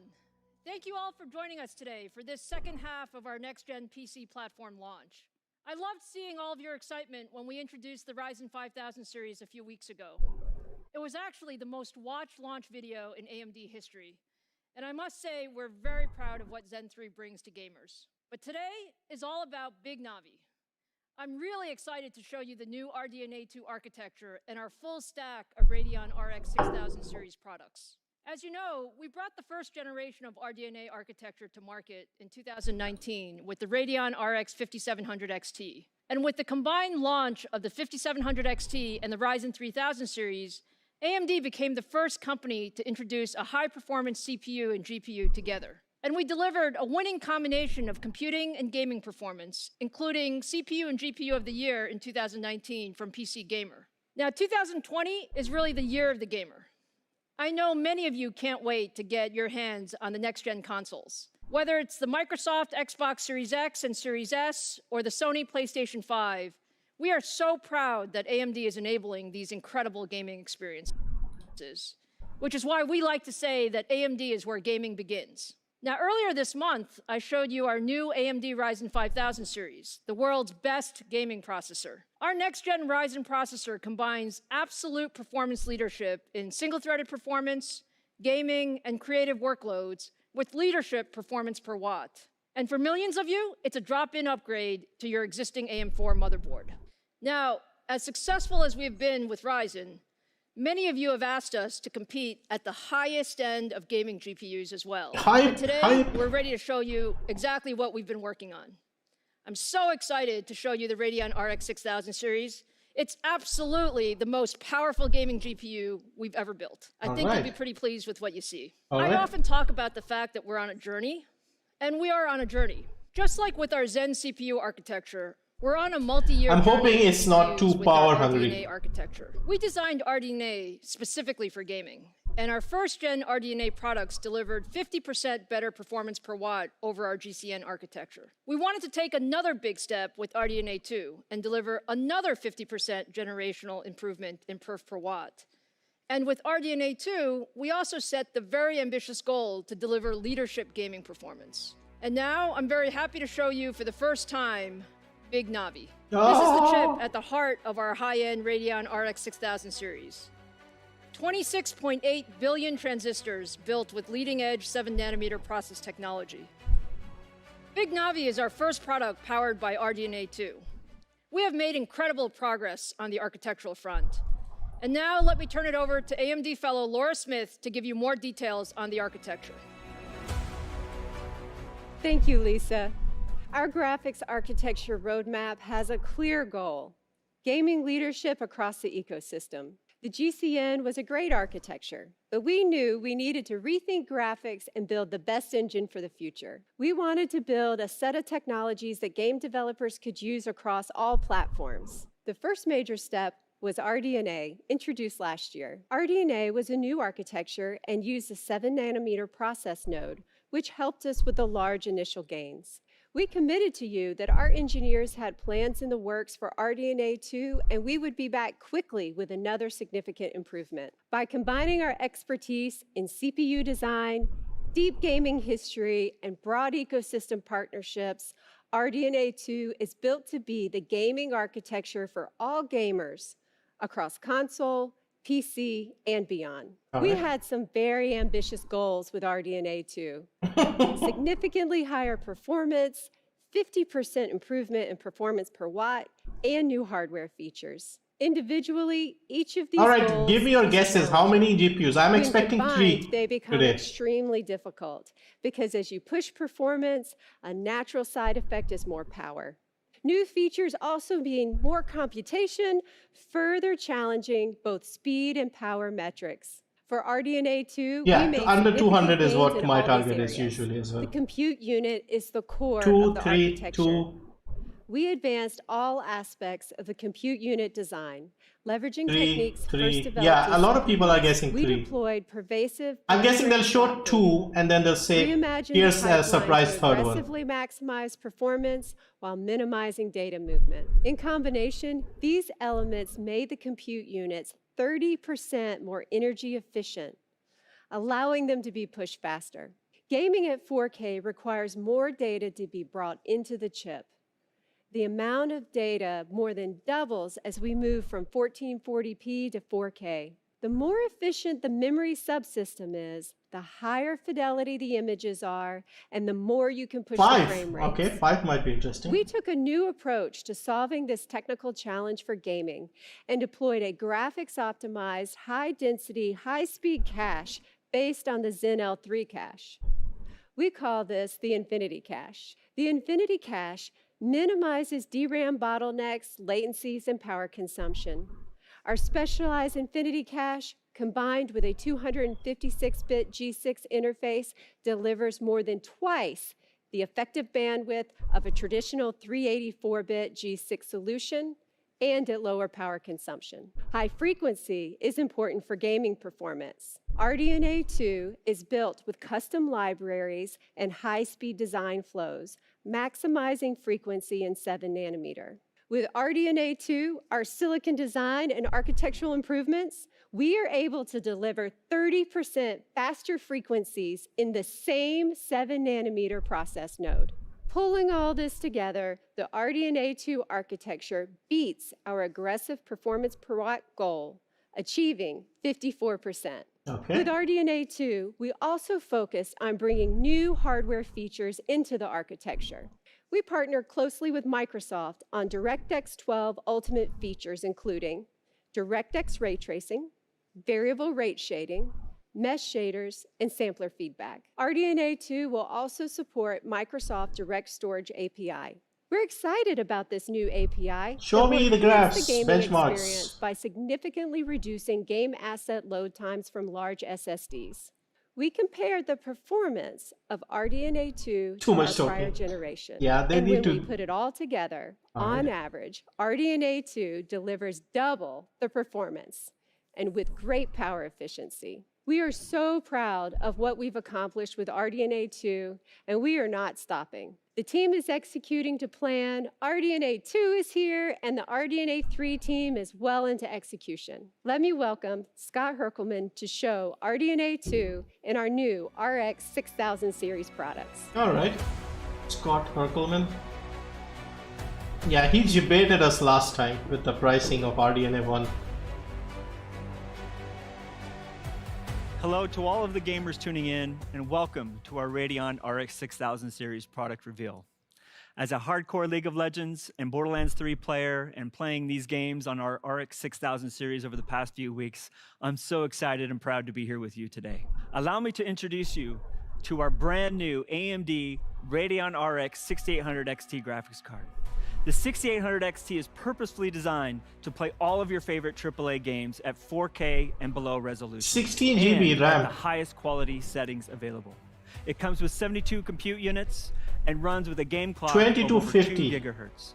This card features a 2.25 gigahertz boost clock that pushes some of the highest frequencies we've ever achieved. All thanks to the incredible I wanted to see that board power on the RDNA 2 architecture. The 6800 XT will also feature 128 megabytes of Infinity Cache that is power efficient while driving the bandwidth needed for high resolution. Total board power. Paired with 16 gigabytes of blazing fast GDDR6 memory, you'll be ready for the most demanding high resolution games that you want to play. And we've delivered all of this incredible performance with a total board power of just 300 watts. As you can see, the 6800 XT not only delivers on 4K 60 frames per second, but in most cases, it overperforms. We've been maxing out all the settings in games like Battlefield 5, Borderlands 3, and Call of Duty This is Modern 4K. Warfare, and the performance has just been awesome to experience. Let's take a look at how the 6800 XT competes. No, I don't know if 300 they mean like the full board power as in just the graphics board, or like the motherboard and everything. API scores to our best API scores, the best versus the best. And as you can see, the 6800 XT trades blows and has some significant so wins same across as a variety of 3080 titles. then. And it does all of this at less power consumption than the competition. Slightly for less. For the 1440p gamers out there, we have some great results for you too. Over the last several years, yeah, this is important. Gamers have adopted 1440p monitors. This is important. 1440p is more important. Here are the same games we showed you before, running the same best versus best API. So this is slightly better at 1440p resolution. I personally love seeing so many games running at over 100 frames per second with all of the settings maxed out. Yeah, that's the graphics power. Yeah, that's not total all system in all, power. the 6800 XT is a fantastic. Now, if this is cheaper than the 3080, then this is a winner. More performance we are delivering with two very cool features. The first is a one-click overclocking button we built. Because it's already got more RAM. It's also using less power, and it's exactly the same takes advantage as of the overclocking headroom built the into your 3080. GPU to give you every bit of performance it has to offer. And the second is made possible because of the fact that only AMD can deliver both high-performance processors and high-performance GPUs. We call this new feature AMD Smart Access Memory. Okay. AMD Smart Access Memory unlocks the greater amount of high-speed memory from the AMD Radeon RX 6000 series graphics cards to the AMD Ryzen 5000 series processors, and it delivers additional. Yeah, 6700 is going to be interesting. Simply pair these components with our 500 series chipset motherboards, enable the setting in the BIOS, and the performance uplift becomes automatic. When you combine AMD Smart Access Memory with the one-click overclocking of Rage Mode, you'll get a boost in performance in many of the games you love. We're seeing up to a 13% performance increase, and that's before game developers begin to optimize for this new capability. Now, we know a lot of you absolutely love frames per second performance just like us. However, we can also improve the game experience by reducing latency.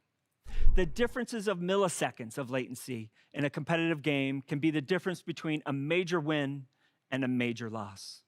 Last year, we pushed the industry to recognize there was a better way to provide competitive gamers with less latency from mouse click to the screen, giving competitive gamers who own the RX 5000 series a serious leg up on their competition. Today, we are pushing the boundaries again and further reducing latency in competitive games. Okay, some anti-lag thing.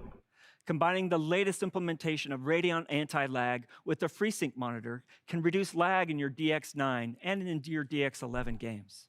In Fortnite, for example, gamers can realize up to 8 milliseconds of latency reduction by simply enabling this feature in Radeon software. More recently, we introduced Radeon Boost, a unique feature that's a step beyond anti-lag. For select games, Radeon Boost offers dynamic resolution. I think they'll match it. I think they'll do exactly $700. Leading to higher frame rates and, as a result, quicker responses to your input. Both Radeon Anti-Lag and Radeon Even if they go Boost 650, this is better than the 3080. Cards, and neither of them require a proprietary API or a game integration to provide latency-reducing benefits. Oh, As this you can is see, better. the combination of these technologies can contribute up to 37% latency reduction in highly competitive games like Fortnite. So unlike the NVIDIA, you don't have to enable it from the Performance is game. king. But let's talk for a minute about how we are improving the visual experience. Oh yeah, as well. fidelity. So With this full is the hardware support for DLSS. DX12 Ultimate. The arrival. Radeon RX 6000 series is ready to enable ray tracing and variable rate shading in upcoming titles. We've also expanded our library of Fidelity FX features to work hand in hand with ray tracing, compute, and shader effects to enable the higher level of visual fidelity while ensuring high frame rates. For DX12 Ultimate, we've added an optimized denoiser for ray tracing effects and a variable rate shading algorithm that can adapt image quality based upon luminance and motion. We've also added a suite of compute-based effects to be used alongside ray tracing, like optimized screen space reflections and an optimized ambient occlusion. We're always looking to help developers with new initiatives and are already working on a super resolution feature to give gamers an option for more performance when using ray tracing.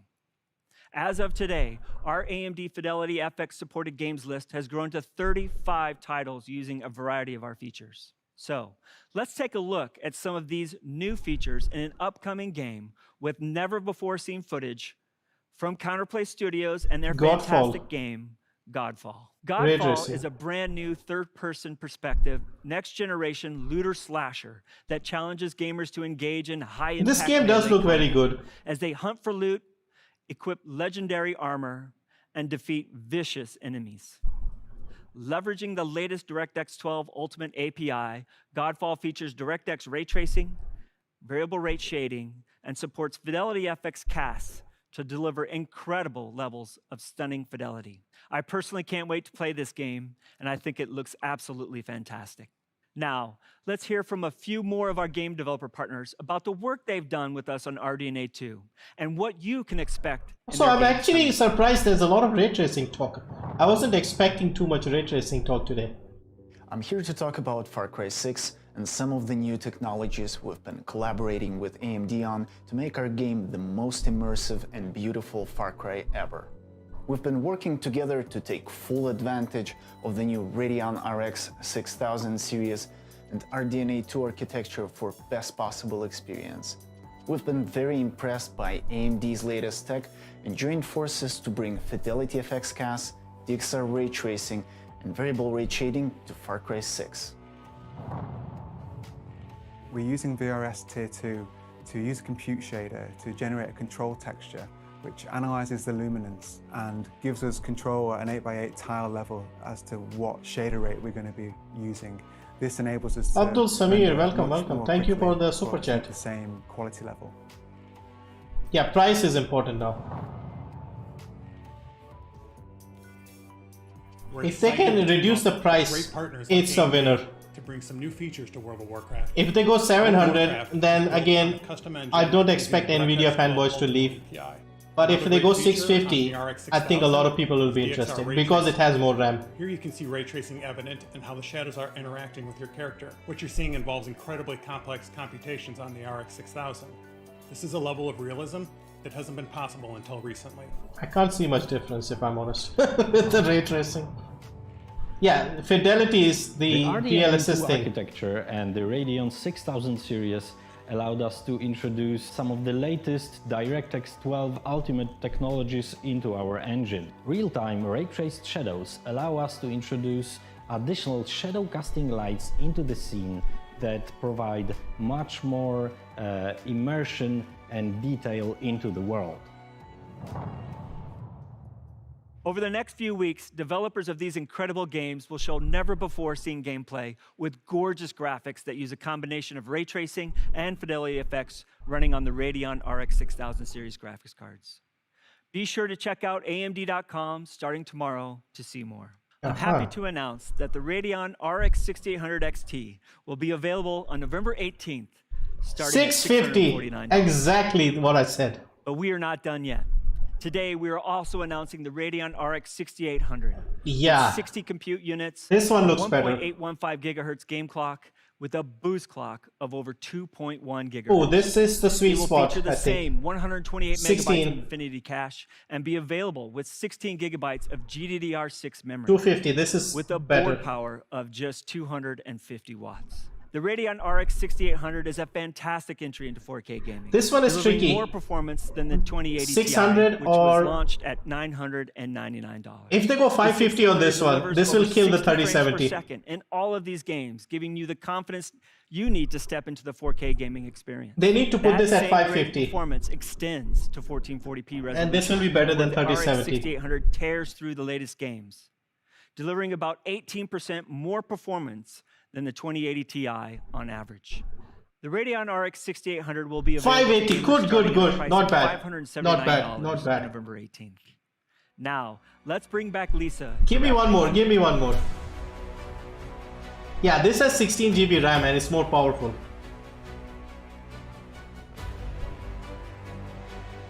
Thanks, Scott and Laura. The AMD Radeon 6800 XT and 6800 deliver simply incredible 4K and 1440p. 6700, that one's 6700. This is the power of RDNA 2.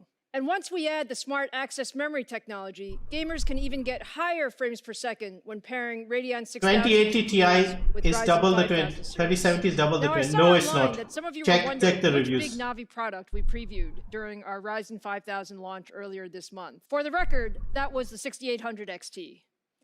But you know, we always save the best for last. Yep, and there's a I always get the 6900. most fun jobs. This so is the today, 69. that means I have one more GPU to show you. We didn't stop with the Radeon RX 6800 XT. There's a 6900. We knew that the RDNA 2 architecture could give gamers even more. I'm so excited to share with you for the very first time the AMD Radeon RX 6900 XT. Oh my now, god. Isn't this just absolutely gorgeous? And you'll see that it's actually relatively compact for all the performance that it delivers. It's actually the same size as our 6800 XT card. Our top-of-the-stack Radeon GPU is built for the ultimate in 4K gaming performance. Can it match the 3090? 3090? XT combines I don't think it 80 does. compute units with a 2.25 GHz boost clock to deliver even more performance at the highest settings. With 16 gigabytes of graphics memory, the 6900 XT is ready for the most demanding next-gen games. And with the power efficiency of RDNA 2, we've been able to deliver all of this with a total board power of 300 watts. Yeah. Now, Laura showed you that we achieved a 54% generational improvement in perf per watt with the 6800 XT.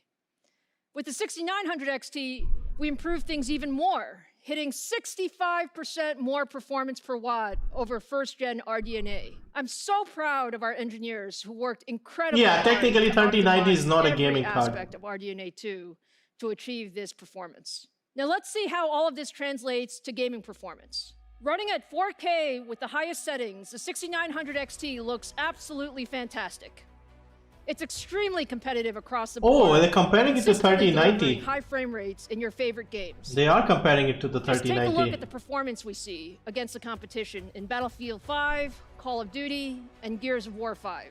All of this is at lower power with a smaller card form. And I think they'll price it cheaper as let's well. talk about price and availability. The AMD Radeon RX 1,000. 6900 XT 500 will be cheaper. available on December 8th, starting at $999.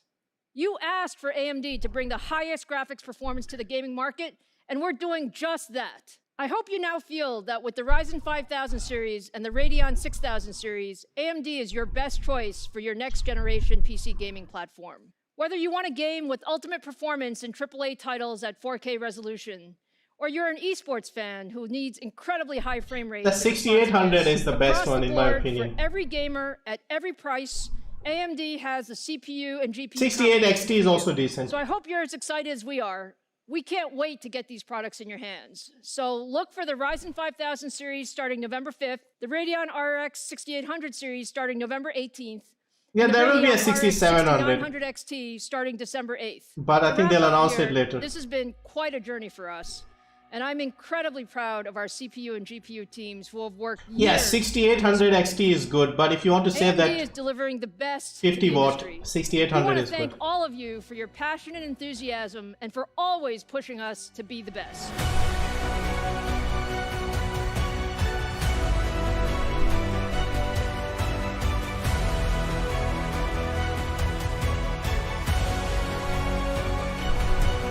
Alright, not bad, not bad. I'm impressed. So basically what they have is, they have the 6800 to compete with the 3070.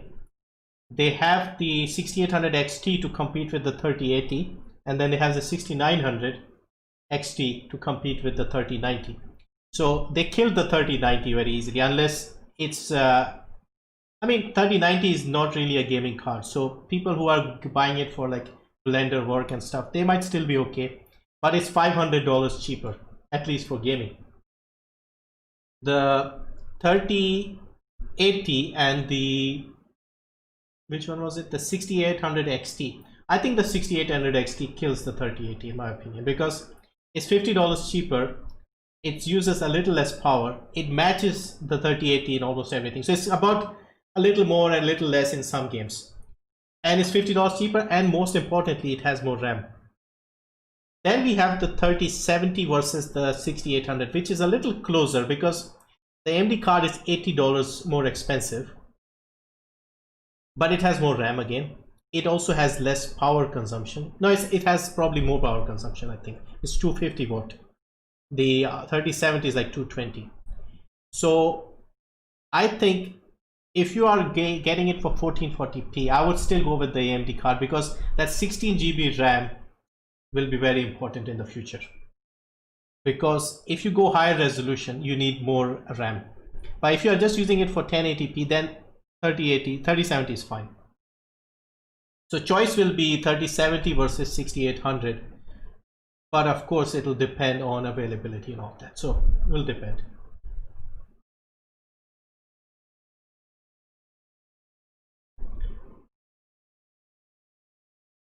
$6,800 is more expensive. It's only $80 more, and it's also got more RAM on it, so it's about the same in my opinion.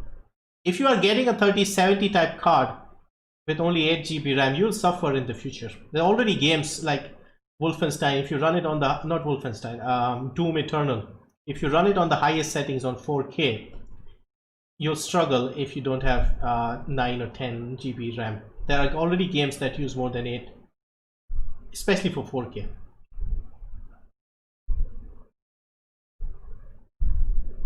Now, the reason why they haven't done a 6700 or a 5600 right now is probably because they want to first show off the high end, and of course the old stock of the 5700 and 5600 and the RTX 2060 and the RTX 2060 Super, they need to get those cards on sale first, like get the stock cleared out first. That's why both Nvidia and AMD are not showing you the lower end cards, the mid-tier cards, you could say. Does 5600 XT have ray tracing? We don't even know if there is a 5600 XT, so that card is like not even out yet.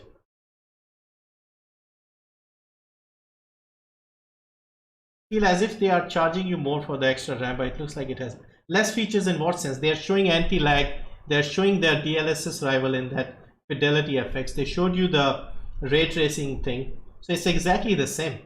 And also, as far as the ray tracing and DLSS is concerned, the 30 series cards have done nothing compared to the 20 series cards. Like if you see reviews, the DLSS performance is negligible, nothing there, no changes at all.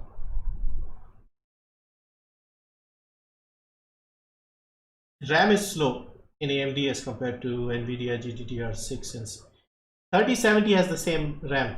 It has GDDR6. It doesn't have 6X. 6X is only in the 3080 and the 3090. And also, it depends on how they are doing it. It doesn't mean like if they have the same RAM, it will be faster.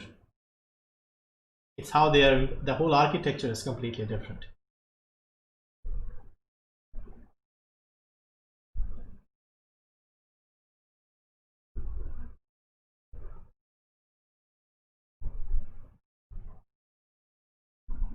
All three AMD cards have GDDR6. No, they only have 6. They don't have 6X. That's the difference.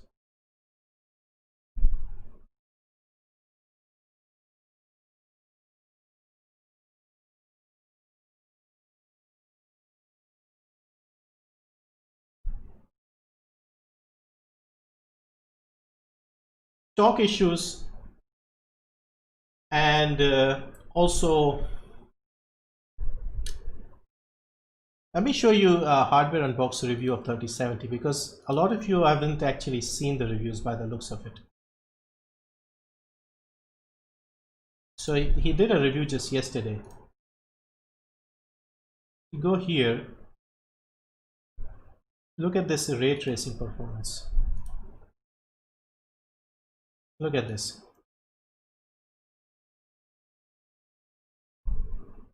$3080 DLSS, 3080, and it was exactly the same with the 20 series. There's absolutely no difference. I don't know if they have more charts too. Look at this.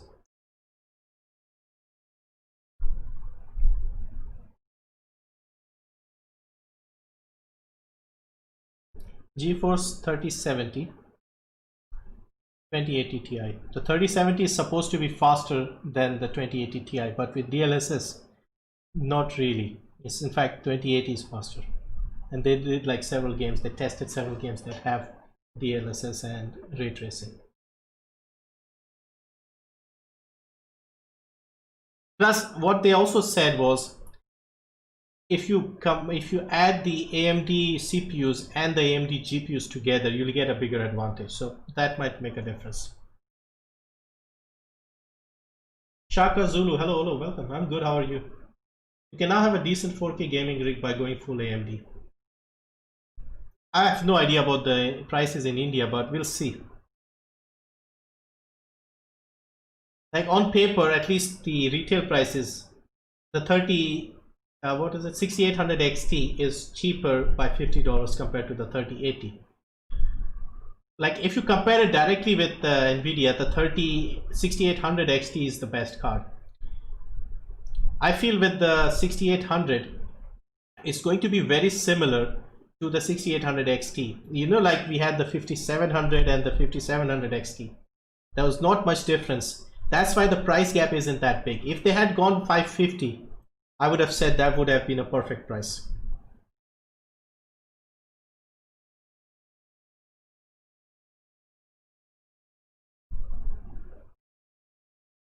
Indian price will be horrible. Yeah, unfortunately that is true. Add 150 to 200 to the base price. So basically 650 would be 65,000 and add a bit more. Don't expect it to be less than 75-80,000 in my opinion for the 6800 XT.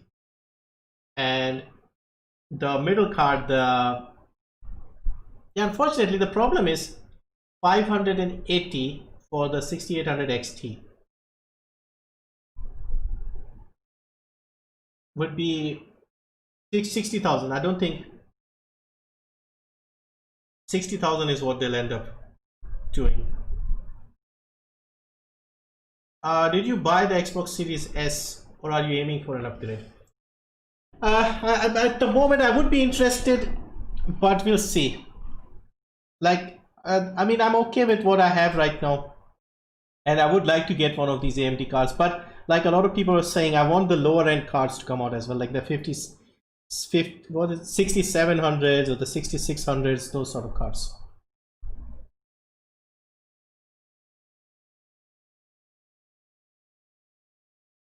Thank you for the 100 super chat. Thank you very much. Thanks for the coverage. No problem. Yeah, I thought I was going to sit and watch all of this together, so I thought I'll do a live stream and we can all chat together. Indian online market price is absolute terror. I think I'll wait a bit for mid-range card. Still want a GPU with. Yeah, basically what I'm going to do is hope that the 5700 XT is what I want. If they can get the 5700 XT, if there's a drop in price for that one, I might go for that. 3070 is 51k and 5700X is around 65. So you see, the problem with 3070 is it's only 51k on the Nvidia store. Do you know that they don't even have a single Founders Edition card available in India on sale? So that's just the price for you. The card isn't actually there. Like if we could buy it, yeah, 51 would be not bad, but you can't actually buy it. It's just a paper price they have on their website. I've actually done a bit of research and there is, I don't think, a single Founders Edition card for sale in India. That's just the price on their site. That's just, you can make up any number you want. That's not realistic.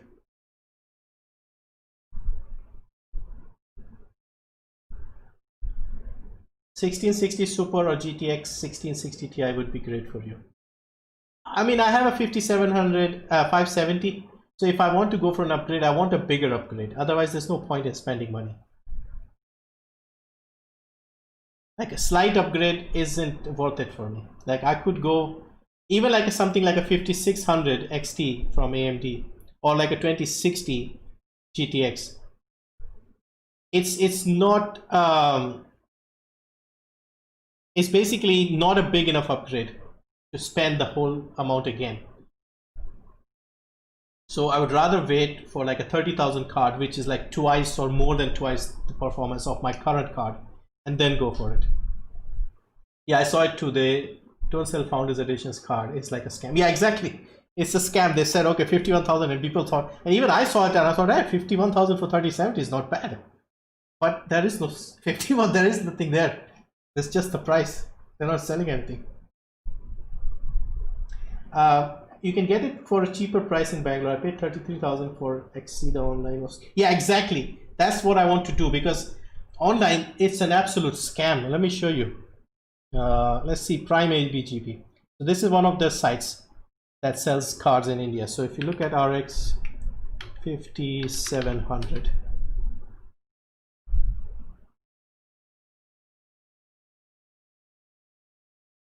What do you think about the GTX 1080 in 2020? It's still not a bad card.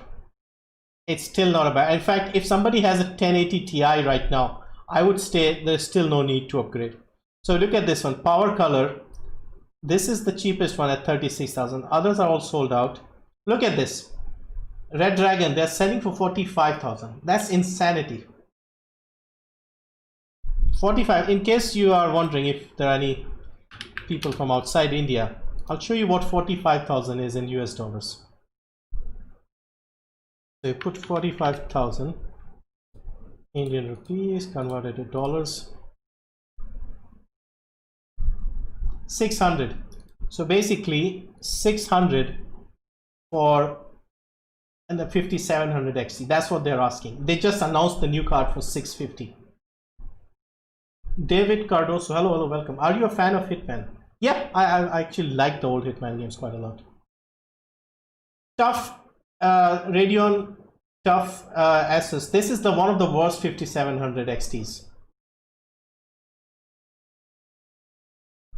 This is one of the worst. If you see hardware unbox, he showed that this version of the card has heating issues because the fan and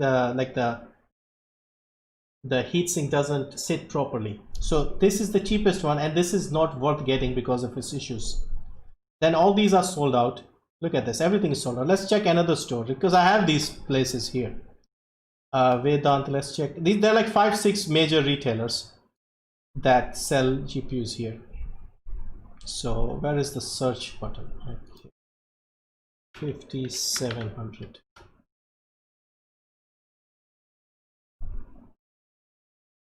So what do we have? Out of stock, 39,000. Out of stock. Okay, this one is 5700 XT gigabyte Radeon. I'm not sure how good this is. This is almost 37,000. So 37 would be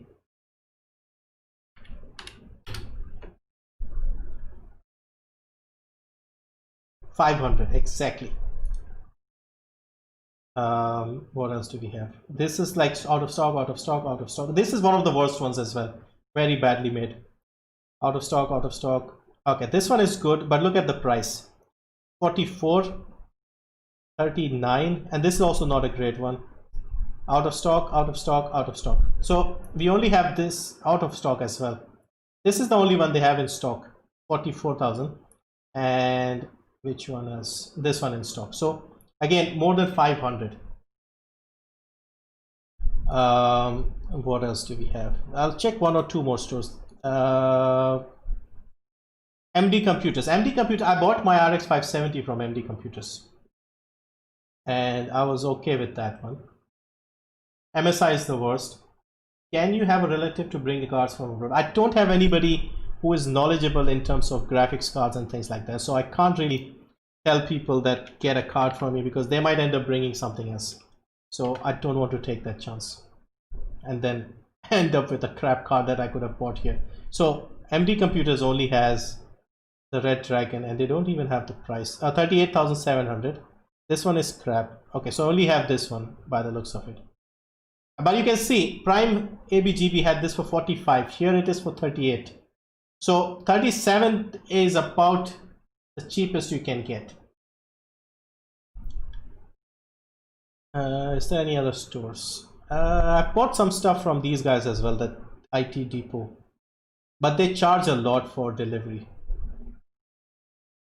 So if people are going for the consoles, Xbox, and getting the Game Pass, it makes sense, especially for people here in India. For 35,000 you can get the bloody thing. 5700 plus Indian retailers, even if they hear a rumor that there is a shortage of SSD or something, they'll increase the prices of everything here. So what do we have? 5700, 36,000. This is the 5700, not XT. This one is crap. This one is crap. This one is decent, but still 38,000. Basically, Sapphire This one, Gaming X, is okay, but the other Mesh one isn't. Mech one isn't. So you can see not enough stock, and I would really like this card to be 30,000.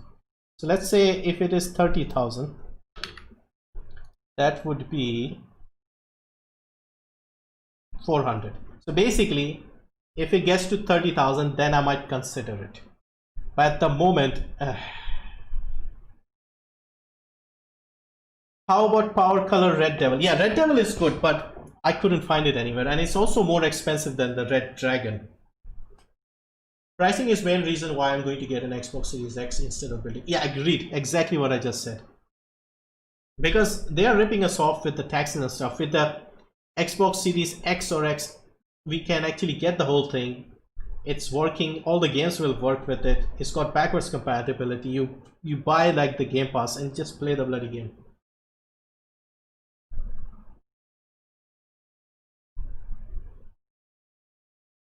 How much amount of GST is applied to these cards? Yeah, I think 28%, yeah. Sapphire Tricks is a legendary software. Is the GTX 980 a good card? I've heard good things about 980. 980 is ancient now. But yeah, 980 was good in its day. Yeah, if you stick with lower end cards. In fact, let's check some lower end cards. So people were saying a lot of which one were you guys mentioning? 1660 Ti, right? 1660 Ti,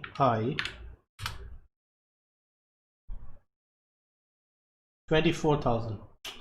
I wish it was like 20, because I still think it's like 3,000-4,000 more than it should be. But this is basically same level as the 1070, and the 1070 was quite expensive at the time.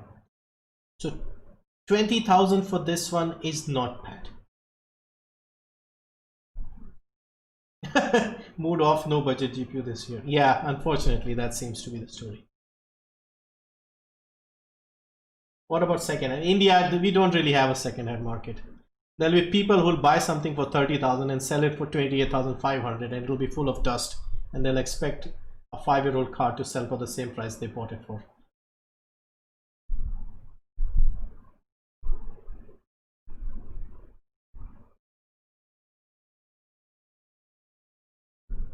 $2060. Let's see 2060.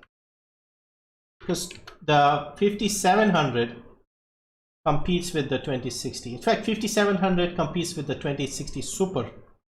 But look at this. 34,800, 35,000, 36,000, 20. Okay, this is cheaper. 27 for the 2060. So this is the base 2060. 2060 Super. Yeah, I think these guys are also expensive. Now, one thing I'll give you an example for instance. 2016, I bought a graphics card, and it was the Radeon RX 380. The 380 at the time was slightly better than the 960, and they were both exactly 20,000 in India. I bought the 380, and at that time the 970, that was the card I wanted. The GTX 970, that was 26,500. So the 60 card was 20,000 at the time. Now the 60 card is nearly 30, maybe 35, 36 here, and the 70 card is now 50,000. Yeah, so unfortunately, and the problem with these cards, the 2060 cards, is you should only buy these if you're not interested in the ray tracing stuff. So this is a good card if you're not interested in ray tracing, but I still think 32,000 is too much. It should not be more than a 25,000 card, and I'm talking about the Super 2060 Super. Then it would make sense, because the prices is too much anyway, and with the things that are going on here in India, they just charge even more. In fact, let's see if they have any of the new stuff in stock. How much is the 3080 if they have anything? Nope, nothing. 3090. Nothing. Yeah, they don't have anything. So I would say stick with your old cards, play some, I don't know, pixel art indie games or like older AAA games from 3-4 years ago, and wait until like, I guess, first quarter of next year, and maybe hopefully we get some stock and prices become normal. Should I sell AMD shares now?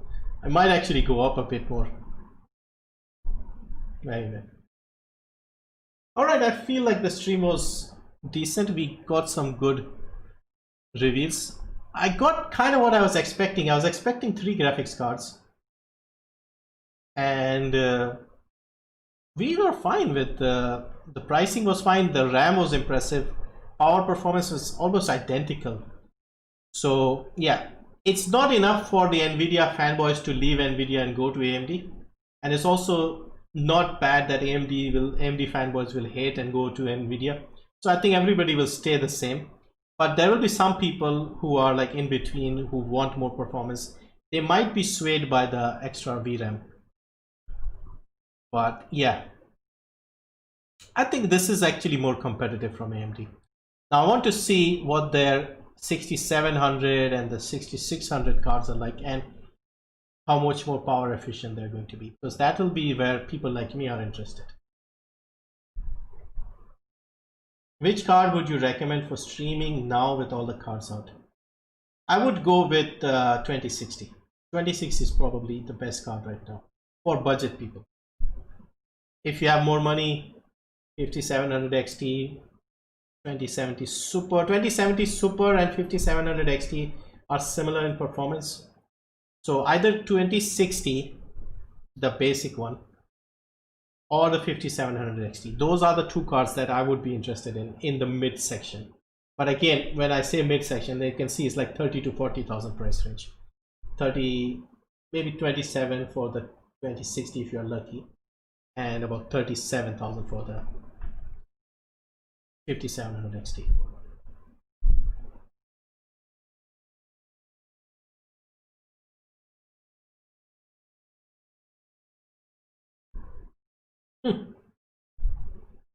Yeah, super versions are better if you can afford it and if you can find it, because our problem here is not which is better, which is bad. It's just we don't even have the stock to buy it, or like the reasonable pricing. You can see like $400 is what the 5700 XT goes for, and here you're paying $600.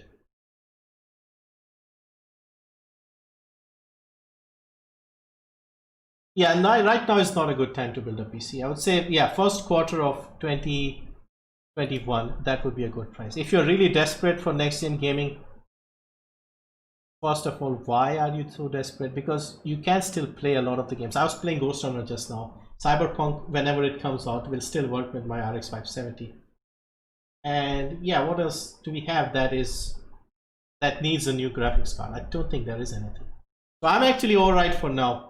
I'll play Apex Season 7. I'll complete my Ghostrunner game. There is another game called 13 coming out. I might get that. I still have the DLC for Graveyard Keeper to play. So yeah, I'm okay. I don't mind waiting a bit more. Price needs to be right.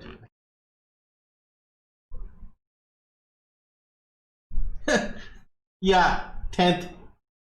They have delayed it 3 times. I wouldn't be so sure it's coming out on the 10th. If you have 1050 Ti, you can still play a game at a minimum. Yeah, basically.